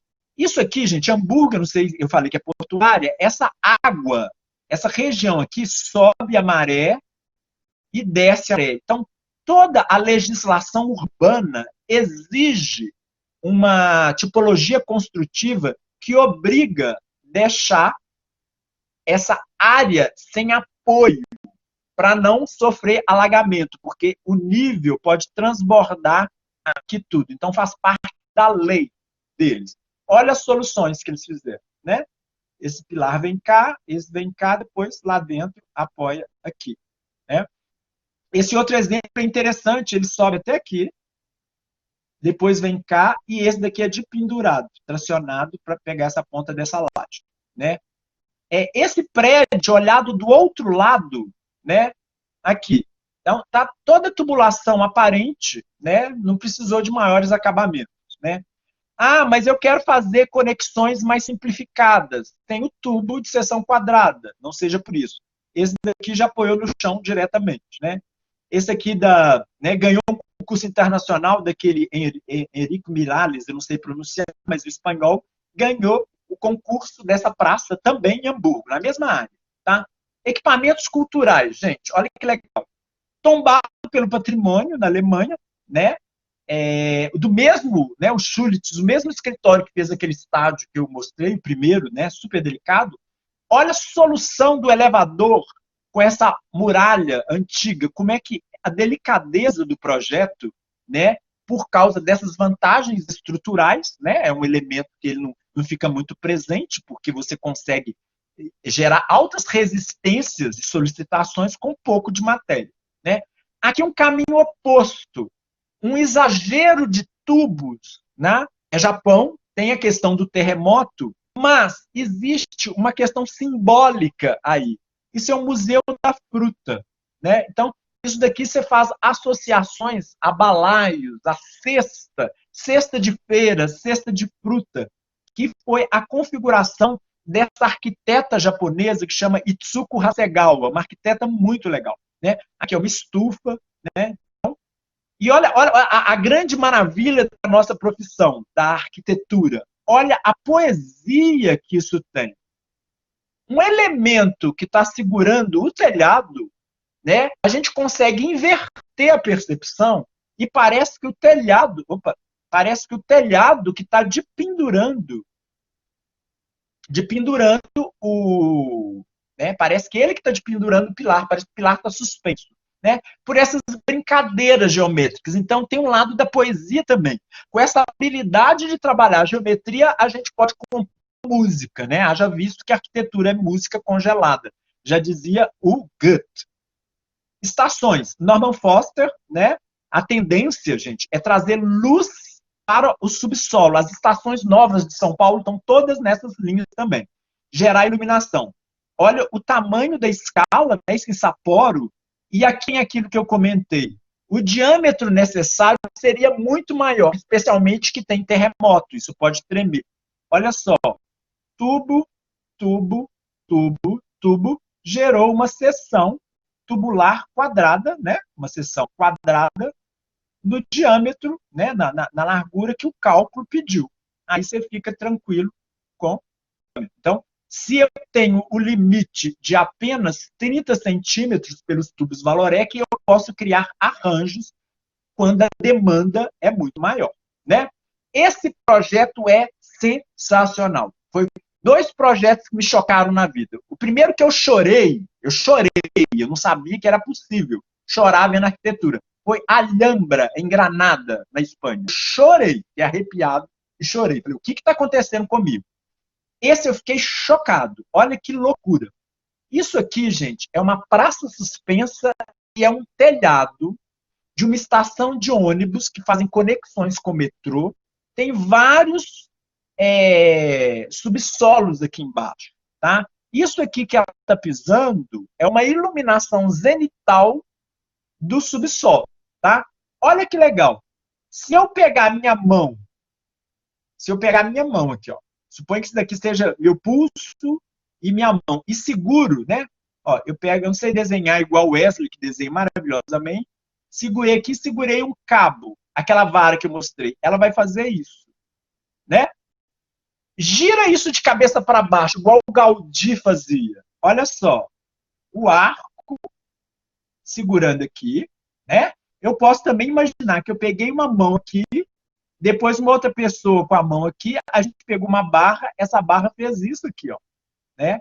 É a mesma coisa. A mão está aqui, a barra fez isso e fez isso. A exemplo daquele caqui na bandeja, né?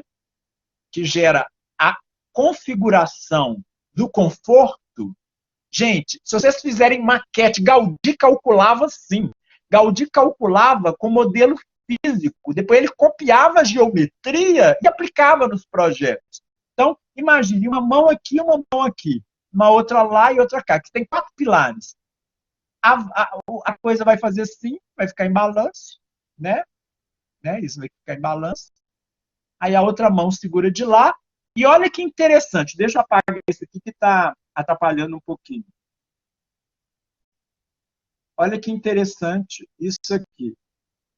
Gente, acho que eu estou ficando muito empolgado, tem que andar mais rápido. Esse tubo com esse tubo. Se eu for fazer um corte, a ponta é assim. Né? Essa vida aqui, ó, ela vai querer fazer isso. Então, de novo, esse inclinado, gente, é para absorver esse esforço aqui. Então, o que vocês têm que perceber é que esses projetos todos rebuscados e curvos que a gente vê em revista, não é para ficar bonitinho e aparecer na capa da revista, não. Isso é inteligência de forma. Né? Isso é tirar proveito da forma para você ter o menor peso e o projeto ficar mais econômico, ousado e marcante para o seu cliente. Tá? Aquilo que eu falei, 4 pilares e os subsolos. Aqui é o nível da praça, tem outro subsolo, né? Vários subsolos. Agora, choque.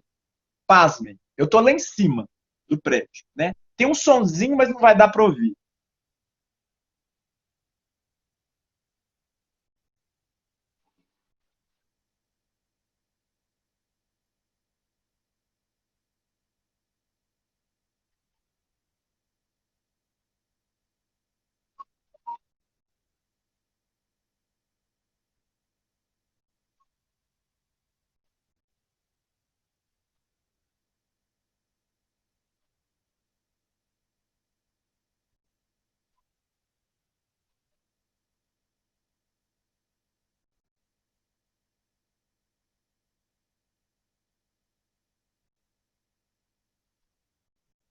Bem, eu filmei isso com uma câmera de bolso minúscula da Casio na época, né? Isso é muito antigo, isso aqui. E aqui vocês têm uma visão de como que é este projeto apoiado em 4 pilares. Suspendendo um piso todo de vidro, aqui é vidro transparente com água, e aqui é vidro transparente opaco para ninguém ficar olhando debaixo da saia das garotas, quem está lá embaixo. Então, o shopping de Campinas tem um piso parecido, né? E olha que inteligente aqui, gente. Olha só. Essa é um perfil de sessão aberta que eu falei. Esse também é um perfil de sessão aberta, né? Esse perfil, para vencer esse vão gigante, ele poderia pedir uma altura muito maior, tá? Para vencer esse vão. Para evitar isso, olha que solução legal. Eles colocaram um pilar tubular no meio. É esse pilar aqui, ó. Tá? Que é esse pilar que vocês estão vendo aqui. E esse pilar, em vez de chegar lá embaixo, tem um cabo de aço aqui. E um cabo de aço aqui funciona igual um arco e flecha. Né? Esse peso empurra o cabo de aço e aquele não é um anel de tração, mas é o mesmo raciocínio que manteve aquela cobertura transparente do estádio olímpico, daquele anel de tração, no ar. Né? É a mesma questão. Então, como gerar um solo virtual, um chão virtual, é essa a solução.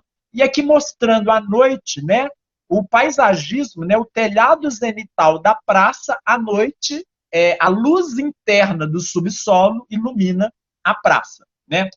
Um outro exemplo incrível, esse é em Tóquio. Imaginem vocês, a Avenida Afonso Pena, a prefeitura resolveu interditar para sempre a avenida, algum trecho. Assim, ó, a partir de agora, carro não passa aqui e vai virar um espaço público para as pessoas. É o que vocês estão vendo. Aqui é uma avenida, tá? Era uma avenida, tá? Aqui são os prédios, de um lado os prédios do outro lado, os passeios estão aqui embaixo, isso daqui foram construídos mezaninos em cima do passeio. A próxima imagem, eu estou andando aqui em cima e tirei uma foto nesse sentido transversal. Depois a gente fala disso aqui, ó, que é a mesma coisa lá daquela coisa que eu falei. O tubo arqueado, uma outra pessoa segurando o tubo arqueado, esse tubo inclina aqui, aí segura esse meio aqui. Mas olha só a foto tirada aqui. Isso não é uma floresta. Isso é simplesmente um efeito óptico desse alinhamento aqui, ó. Simplesmente o paisagismo foi fazendo alinhamentos. E quando a gente vê nessa direção, o olho experimenta aquela sensação de uma mata, né? E olha que bacana, aqui é o mezanino sobre os passeios estão lá, e gerou essa área de... Eu mesmo peguei minha marmita, assentei numa pedrinha dessa e fiquei comendo a marmita no meio da rua. Isso é muito comum, porque os espaços públicos é o oposto do Brasil, gente. Enquanto os brasileiros têm casas extremamente confortáveis, né? O nosso privado, para o privado, tudo. A gente tem umas casas maravilhosas. Parece casa de gente rica para eles. Mas, em compensação, o espaço público deles são maravilhosos. E os nossos públicos, infelizmente, a gente acha que o espaço público é o espaço de ninguém, né? Em vez de pensar que é de todos, do coletivo, a gente acha que é de ninguém. Então, aqui está a passarela, aquilo que eu falei. Olha que legal. O tubo funciona como um cabo atração. Chegou aqui, ele prende essa parte da passarela e aí ele dependura esses pilares aqui, segura essa parte do telhado, né? Então, é uma jogada. Ou seja, o que eu quero mostrar para vocês? Que a geometria importa. E é a geometria que define tudo, né? Ou quase tudo. Ela tem uma referência muito grande. Expo de Hanover, tá? Aquela Expo do pavilhão japonês. Eu esqueci de falar, gente. Aquele pavilhão, ele é todo de papelão, os tubos são de papelão, e o fechamento é de papel, igual a sombrinha japonesa, né? Tem algumas resinas que vêm do caqui mentado, alguns vegetais, que geram uma membrana impermeável. Então, terminou a Expo, eles reciclaram aquilo tudo, deixou de existir aquela construção, e provou-se que a gente, para construir, não precisa deixar pegadas gigantes no planeta, né?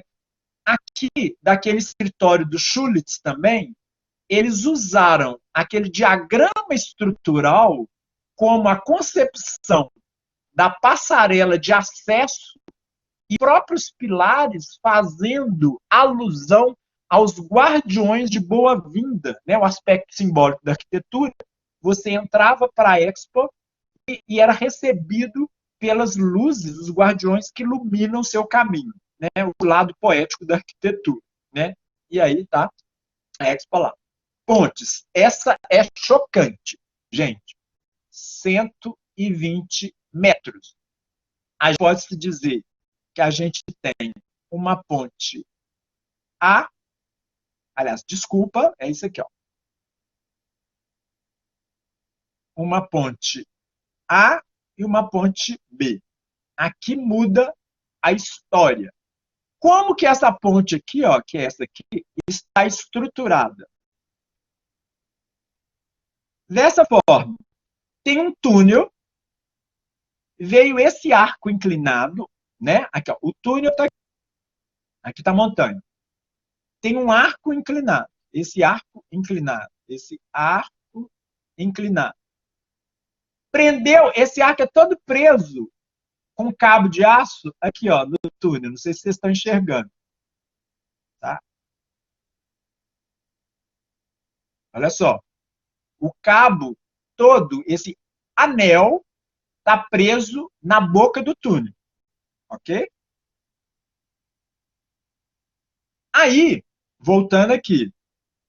Túnel, cabo de aço, segurou o anel. E aí vem uma plataforma no ar, que é presa por esses cabos aqui, vai prendendo ele aqui. Então, eu resolvi esse problema A. Estou feliz e contente que isso aqui está no ar, porque ele está preso aqui. Uma marquise de pendurada aqui. E depois ficou faltando esse vazio. Como resolver? Uma treliça apoiada aqui, apoiada na ponta desse trampolim, com um pilar no meio, igual àquela solução. Esse pilar, ele, em vez de vir até lá embaixo, ele é preso por esse cabo atirantado, que é o que vocês veem ele aqui, ó. Então, esse trecho daqui até aqui é o setor B. E lá é o setor A. Meu sonho é conhecer esse museu. Não conheci, não tive a chance ainda, né? Então, é muito interessante essa, né? Então, isso tudo para mostrar como que forma interessante, tudo estabilizado. Ó. Isso daqui é uma seção estável, feito por tubo, gerando uma seção triangular tubular.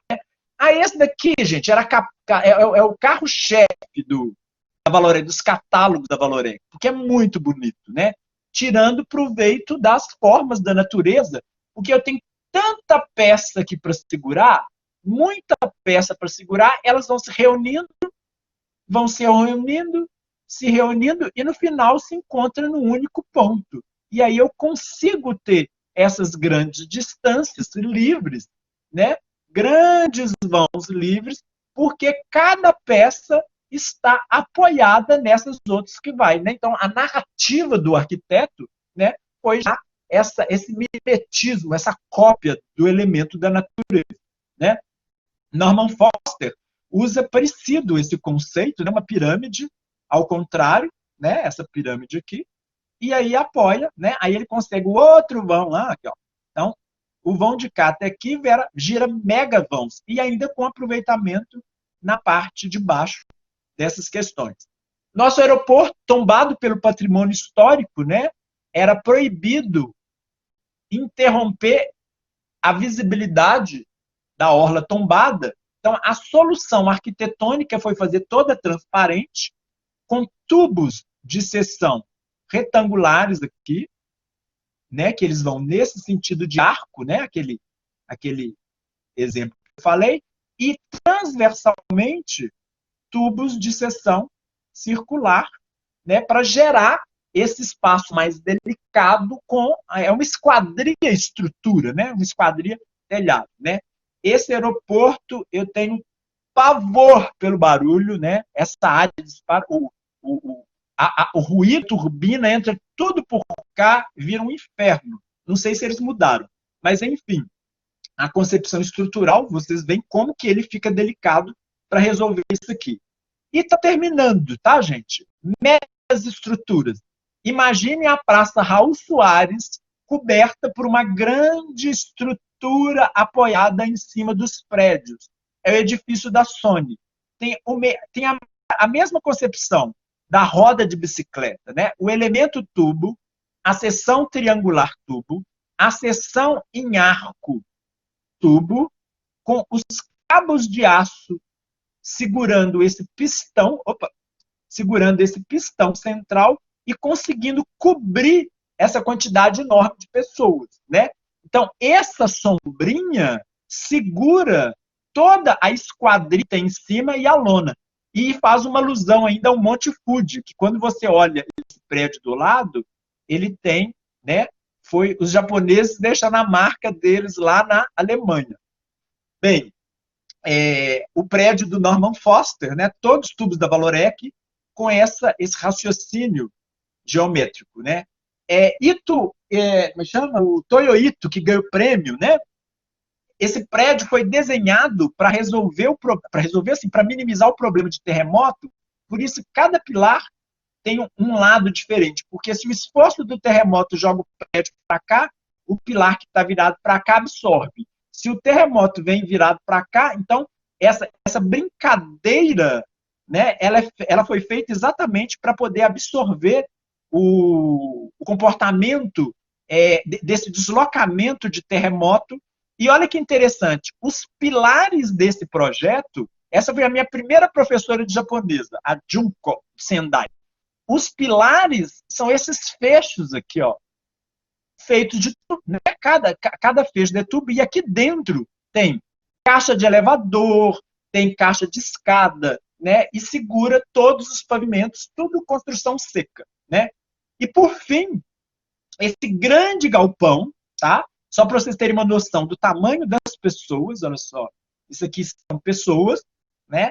Ele foi desativado, isso daí tinha um Zeppelin aqui dentro, né? Isso daqui era um dirigível móvel que voava para carregar peças de construção civil que não cabiam em carreta, ele ia em forma aérea. Bem, virou um parque temático, acabou, e por final, né, essa estação na França, para conseguir toda essa delicadeza para poder manter a visibilidade, né, isso é até questionável em termos de patrimônio, né, que virou uma redoma, mas o objetivo era proteger do frio, neve, etc. Então, fizeram isso. Mas o que eu quero dizer é o seguinte, olha a delicadeza das peças estruturais por causa da questão, né, das propriedades geométricas e físicas desse elemento estrutural. Né? Uma coisa, gente, que fica claro, em vez da gente ficar dividindo e separando engenharia e arquitetura, todas essas obras geniais, sempre tenha um bom profissional do lado a tiracolo. Arquiteto bom, engenheiro bom ama arquiteto bom. Tem um monte de arquiteto que faz porcaria, como tem um monte de engenheiro que faz porcaria, como em qualquer profissão. Essa rixa que eu acho um absurdo é porque vocês não encontraram as pessoas bacanas, porque eu só encontrei engenheiros bacanas que contribuem com as ideias. Então, essa é a grande mensagem, unir esforços, tá? A solução natural, né, a questão do tubo, ela é simplesmente uma geometria que encontra aí na natureza, né? E se vocês quiserem alguns contatos, né, tirar dúvida, na época que puder visitar, por enquanto não está podendo, né? Todos esses são os contatos que vocês podem copiar ou fazer um print, eu não sei se essa palestra vai ficar gravada, e recorrer aí. Agradeço demais. Se tiver 2 minutos, eu posso dar um bônus, que são 3 slides para mostrar aqui na frente, mas se tiver um bônus, aí é com você. Pode, sério? Pode, né? Então, gente, só uma questão, né? Que isso, para quem foi meu aluno de sistema construtivo, eu já falei isso. De onde veio esse raciocínio de industrialização da construção? Né? Toda a racionalização, construção, veio do Japão. Né? Isso eu peguei da referência bibliográfica de um alemão que fez aquele livro estrutural que chama Sistemas de Estruturas do N. Wenkel, tá? Um livro que é livro de cabeceira para qualquer estudante de arquitetura, né? Muito gostoso de ver. Aonde tem terremoto, tem incêndio. O terremoto anda de mãos dadas com incêndio, porque rompe tubulação, as proximidades das edificações são muito próximas, para vocês terem uma noção. Guardadas as proporções, fazendo uma regra de 3, o Japão é como se tivesse a população brasileira inteira morando em 15% de Minas Gerais. Welcome to Japão. Irashaimase. Sejam bem-vindos ao Japão. O Japão é isso. É muita gente em pouco espaço. Então, a densidade é muito grande. Terremoto é incêndio na certa. O que aconteceu? A gente já tinha revolução industrial em equipamentos, máquinas, armas, etc. Mas com esse incêndio aqui, o imperador decretou um módulo construtivo e obrigou, no território japonês, padronizar todas as medidas. Medida de distância de pilar para pilar, largura de porta, altura de porta, de janela, tudo foi desenhado no módulo do tatame, que é 90 por 1,80. E ainda padronizou-se o tatame. O tatame sempre existiu, mas eles não tinham padrão. E aí gera uma malha de 90 por 90.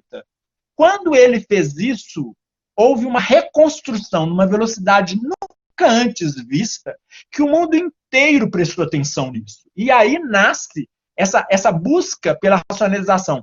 Neuffer, os alemães cresceram o olho nisso e foram estudar isso exaustivamente. E aí nasce esse processo construtivo. Isso é só para terminar, né? Um exemplo da prefeitura, a gente escuta falar que no Japão ou na Ásia, os projetos demoram anos na prancheta para no canteiro de obras ser montados em pouco tempo, né? E esse é o raciocínio. Projeto é quebrar a cabeça e simular enquanto tem tempo para não ter uma alteração no canteiro de obra. E a diferença da construção industrializada para a construção convencional que o canteiro de obra ele abandona a ideia de ser um local de construção. Não existe construção no canteiro de obra. O canteiro de obra é um local de montagem. Então, a construção, o raciocínio foi feito em indústria ou em outros pátios. Né? Então, esse prédio, por exemplo, né, definido a malha, esquece-se o layout, cria toda a concepção atendendo estrutura, legislação, setorizações de funcionamento e depois a parte mais fácil, gerar o layout lá dentro. Né? Isso qualquer um faria. E todo esse raciocínio modulado, que é as estruturas de tubos, aqui são tubos, seções quadradas grandes, esses desenhos que a gente consegue ver nas fachadas são elementos de juntas que passam a ser compositivas. Então, né, isso daqui tudo é o que a gente está vivendo. Né? A globalização, a evolução das ferramentas computacionais, até o Shrek, Toy Story, Monstros S.A., aqueles recursos de computação gráfica de fazer aquela penugem dos monstrinhos, esses acessórios de recursos foram migrados para as ferramentas computacionais de projeto e hoje a gente consegue fazer. Esse projeto eu pus porque nenhuma barra é idêntica à outra. Isso foi parametrizado, depois deformou-se no computador e conseguiu fazer essa diversidade de elementos construtivos, porque hoje a gente tem a questão da interligação com os programas. Né? Então, enfim, agora eu terminei de verdade, o bônus foi terminado, e é isso aí. Estou aberto a perguntas, se vocês quiserem tirar dúvidas, né? Célio, muito obrigada. Sobreviveu alguém aí? Palestra. Claro, adorei. Maravilhosa a palestra, Célio. Que bom. Adoramos, muito obrigada. Ótimo. Você deve estar lendo aí, né? Pessoal, se quiserem fazer alguma pergunta. Estou vendo sim, eu consigo ver alguns. Só que eu sou lerdo para ler. Gente, muito obrigado. Valeu demais. Né? Depois, eu não sei se essas mensagens ficam registradas. Fica não, né? Ela se volatiza. Não, ela se volatiza, Célio, mas a gravação está feita, eu vou te mandar, tá? Que aí mas eu não sei se você consegue abrir. Legal, maravilha. Eu nunca me vi fazendo palestra, eu nunca tive esse retorno, né? Nunca vi gravação, né? Tá pedindo para você repetir outra coisa, né? Eu tenho um problema sério, seríssimo de falar para a câmera. Eu tenho um problema sério com câmera. Eu não tenho problema de subir no auditório, palco, isso eu não tenho menor, graças ao nosso querido João, parceiro de trabalho, foi meu professor que me fez subir no palco nas aulas de História da Arte nessa faculdade. Né? Eu tenho essa grata satisfação que o João me fez subir em palco e conseguir essa empenho em palestra. Mas falar em câmera, só nesse momento maluco, porque nem em casamento eu gosto de olhar para a câmera. Eu engulo seco, eu tenho problema com câmera. Ô, Célio, um aluno perguntou o nome do livro. Você falou de um livro, ele perguntou, repete o nome do livro, por favor. Tá. Sistemas de estruturas do Enio Engel, tá? Sistemas de estruturas do Enio Engel. Existem duas versões. A versão número 1 é a mais bacana, mas ela não tem mais. Eu acho que a Biblioteca de Isabela tem poucas delas, tá? Que ele, além dos diagramas, eram só maquetes, todos os conceitos. Então, eu aconselho qualquer aluno, antes de fazer qualquer projeto, dar uma folheada, não precisa ler nada, é só olhar as fotos das maquetes, vai dar, sim, adubo mental para fertilizar as concepções estruturais. Depois eles fizeram uma segunda versão, que eles tiraram todas as fotografias para mostrar projetos mais modernos, mas tudo ficou em desenho. Perdeu a graça um pouco, tá? Mas chama Sistemas de Estruturas do Enio Engel, tá? Célio, eles estão pedindo para você escrever. Como é que se escreve? Enio Engel. O Gabriel escreveu aí. Enio Engel, isso mesmo. Ótimo, ótimo. O Gabriel pode copiar. Acho que, o Caput já mandou o link. Valeu, Caput. Já mandou o link. Eu acho que é o link. Eu não cliquei para ver, mas eu acho que é. Eu também acho que é o link. Também não, para não sair da tela, mas eu acho que é isso. Sim, Bernardo falou que é assim. Valeu, Bernardo, valeu. É isso mesmo. É um livro sensacional. Se vocês conseguirem comprar em sebo a versão original não, a versão antiga, que tem as fotos de maquete, é muito legal. Vou até anotar aqui, ó, essa antiga. Ah, gente, esquecendo fazer um momento sabá. O Isabela tem vários exemplares de um livro que eu editei para a Valorec, né? Eu, junto com o Rodrigo, que hoje é o chefão que está aí na tela, vocês podem pegar, tem um livro aqui, eu vou mostrar ele para vocês. Eu só não gosto da capa. A capa fica parecendo caixa do Windows Vista. Aqui, ó.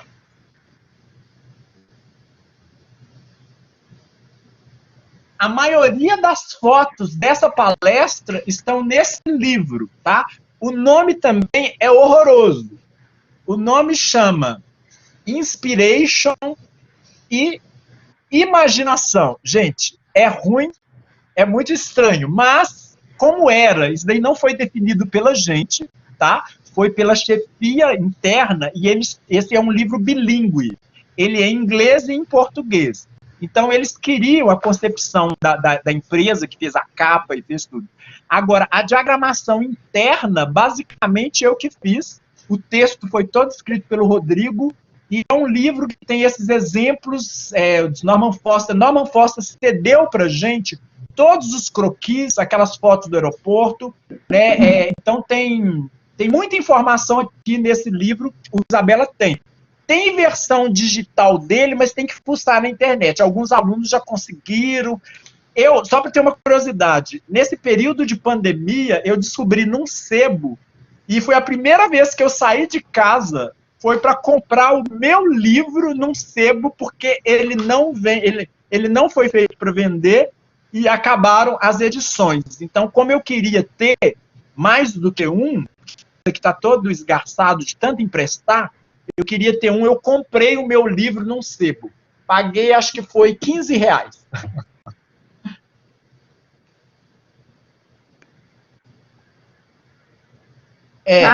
Ótimo. O Bejato falou que tem ele em PDF na internet.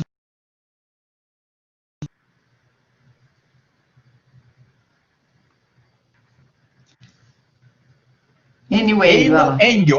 Ótimo. O Bejato corrigiu. É Eino Engel. Né? Acho que é isso. Me corrija se eu estiver errado. Engel. Né? Certinho. Tema de estruturas. Eino Engel. Tá. Mas, sério, acho que agora... Beleza. Estou à disposição, se vocês quiserem, né, se alguém tiver mais alguma questão. Estamos aí. Célio, hoje eu quero te agradecer muito, em nome de todos, né? Amamos a sua fala, a sua palestra, foi maravilhosa, foi genial. É um grande presente de comemoração, né, de um ex-aluno para esses 40 anos do Isabela. Né? Obrigado por ter você aqui conosco, né, na palestra e no curso, né, por esse tempo. Amanhã tem a palestra do professor Bejato, Capucci está lembrando aí. Bejato. Né? Vamos prestigiá-lo também, Bejato. É uma grande alegria, né, nessa festa que a gente está fazendo virtual, já que a gente não pode fazer um grande café no ateliê. Então, todos convidados aí para a fala do professor Bejato amanhã, e na próxima semana a gente continua aí com vários professores da casa. Todos muito queridos. Marcelo, só elogios, ótimo professor. Obrigado, Daniel. Obrigado, Fernanda. Obrigado a todos. Fala a Cibele também, Carlos. Cibele, querida. Eliana, querida.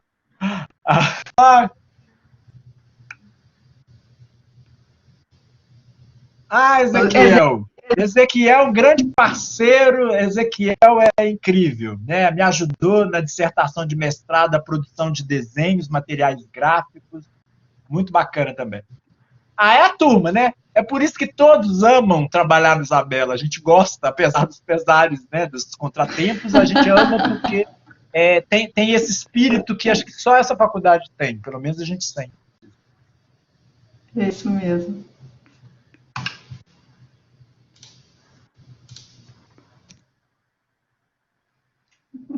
Olha, Ivan tá aí. Legal.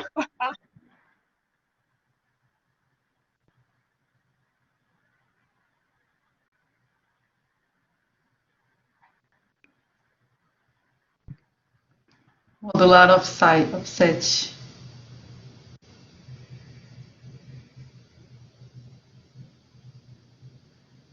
Olha, a Carla. Será que a Carla é minha amiga? Nossa, eu tenho que dar um retorno para ela, que eu estava louco, envolvido com um monte de coisa. De nada, gente. Valeu. Totó. Você viu que delícia, né? Nossa, que bacana. Nós ficamos 2 horas na maior alegria, viu? Gente, isso é o meu medo que eu tenho dessas redes. Gente, ganha uma exposição que a gente fica um pouco assustado. Olha, Célia, você teve aqui quase 80 e tantos, 80 e tantos participantes. Depois você vai ver quando eu te mandar a gravação. Foi muito bacana. Nossa senhora, brincadeira. Parabéns. Olha lá, Ivan Martins, nunca vou esquecer de Isabela. Pois é, o Ivan, querido Ivan. O Ivan. O Ivan é nosso ex-aluno, sério? O nosso ex-aluno, metaleiro trabalha na... Ai, meu Deus, como é que chama? Cesita, não é? Enfim, trabalhamos com aço. Exatamente, o Ivan do Diagrid. O trabalho dele, rock and roll.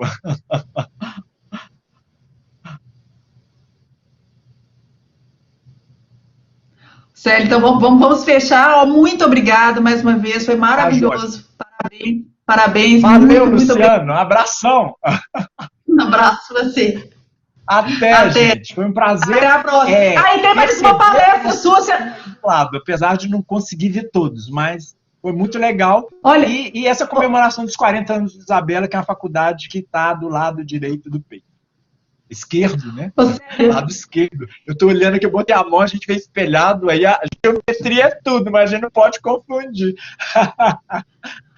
Célio, agora que eu estou lembrando, tem que convidar os alunos, né, e as pessoas que estão aqui para a sua palestra de design na próxima semana. A gente vai semana que vem eu tenho uma outra palestra, estou morrendo de medo, porque ela não está armada, não vai ter essa qualidade que eu tive tempo de preparar com mais calma, mas vamos ver o que vai acontecer, né? A gente vai falar sobre a interface da arquitetura e do design de interior, né? A culpada foi a Eliana. A Eliana foi culpada de dizer que eu também tenho diploma de... Eu digo decorador, porque na minha época eu chamava decorador, né? Quando eu fazia arquitetura no Isabela, eu estudei no INAP e formei em decoração de interiores. Seria design de interior. Ela foi a culpada disso. Obrigado, Eliana. Então tá. Boa noite, Célio. Muito obrigado. Boa noite, pessoal. Até semana que vem, se for possível. Então tá. Beijos para todos. Boa noite. Boa noite. Obrigada.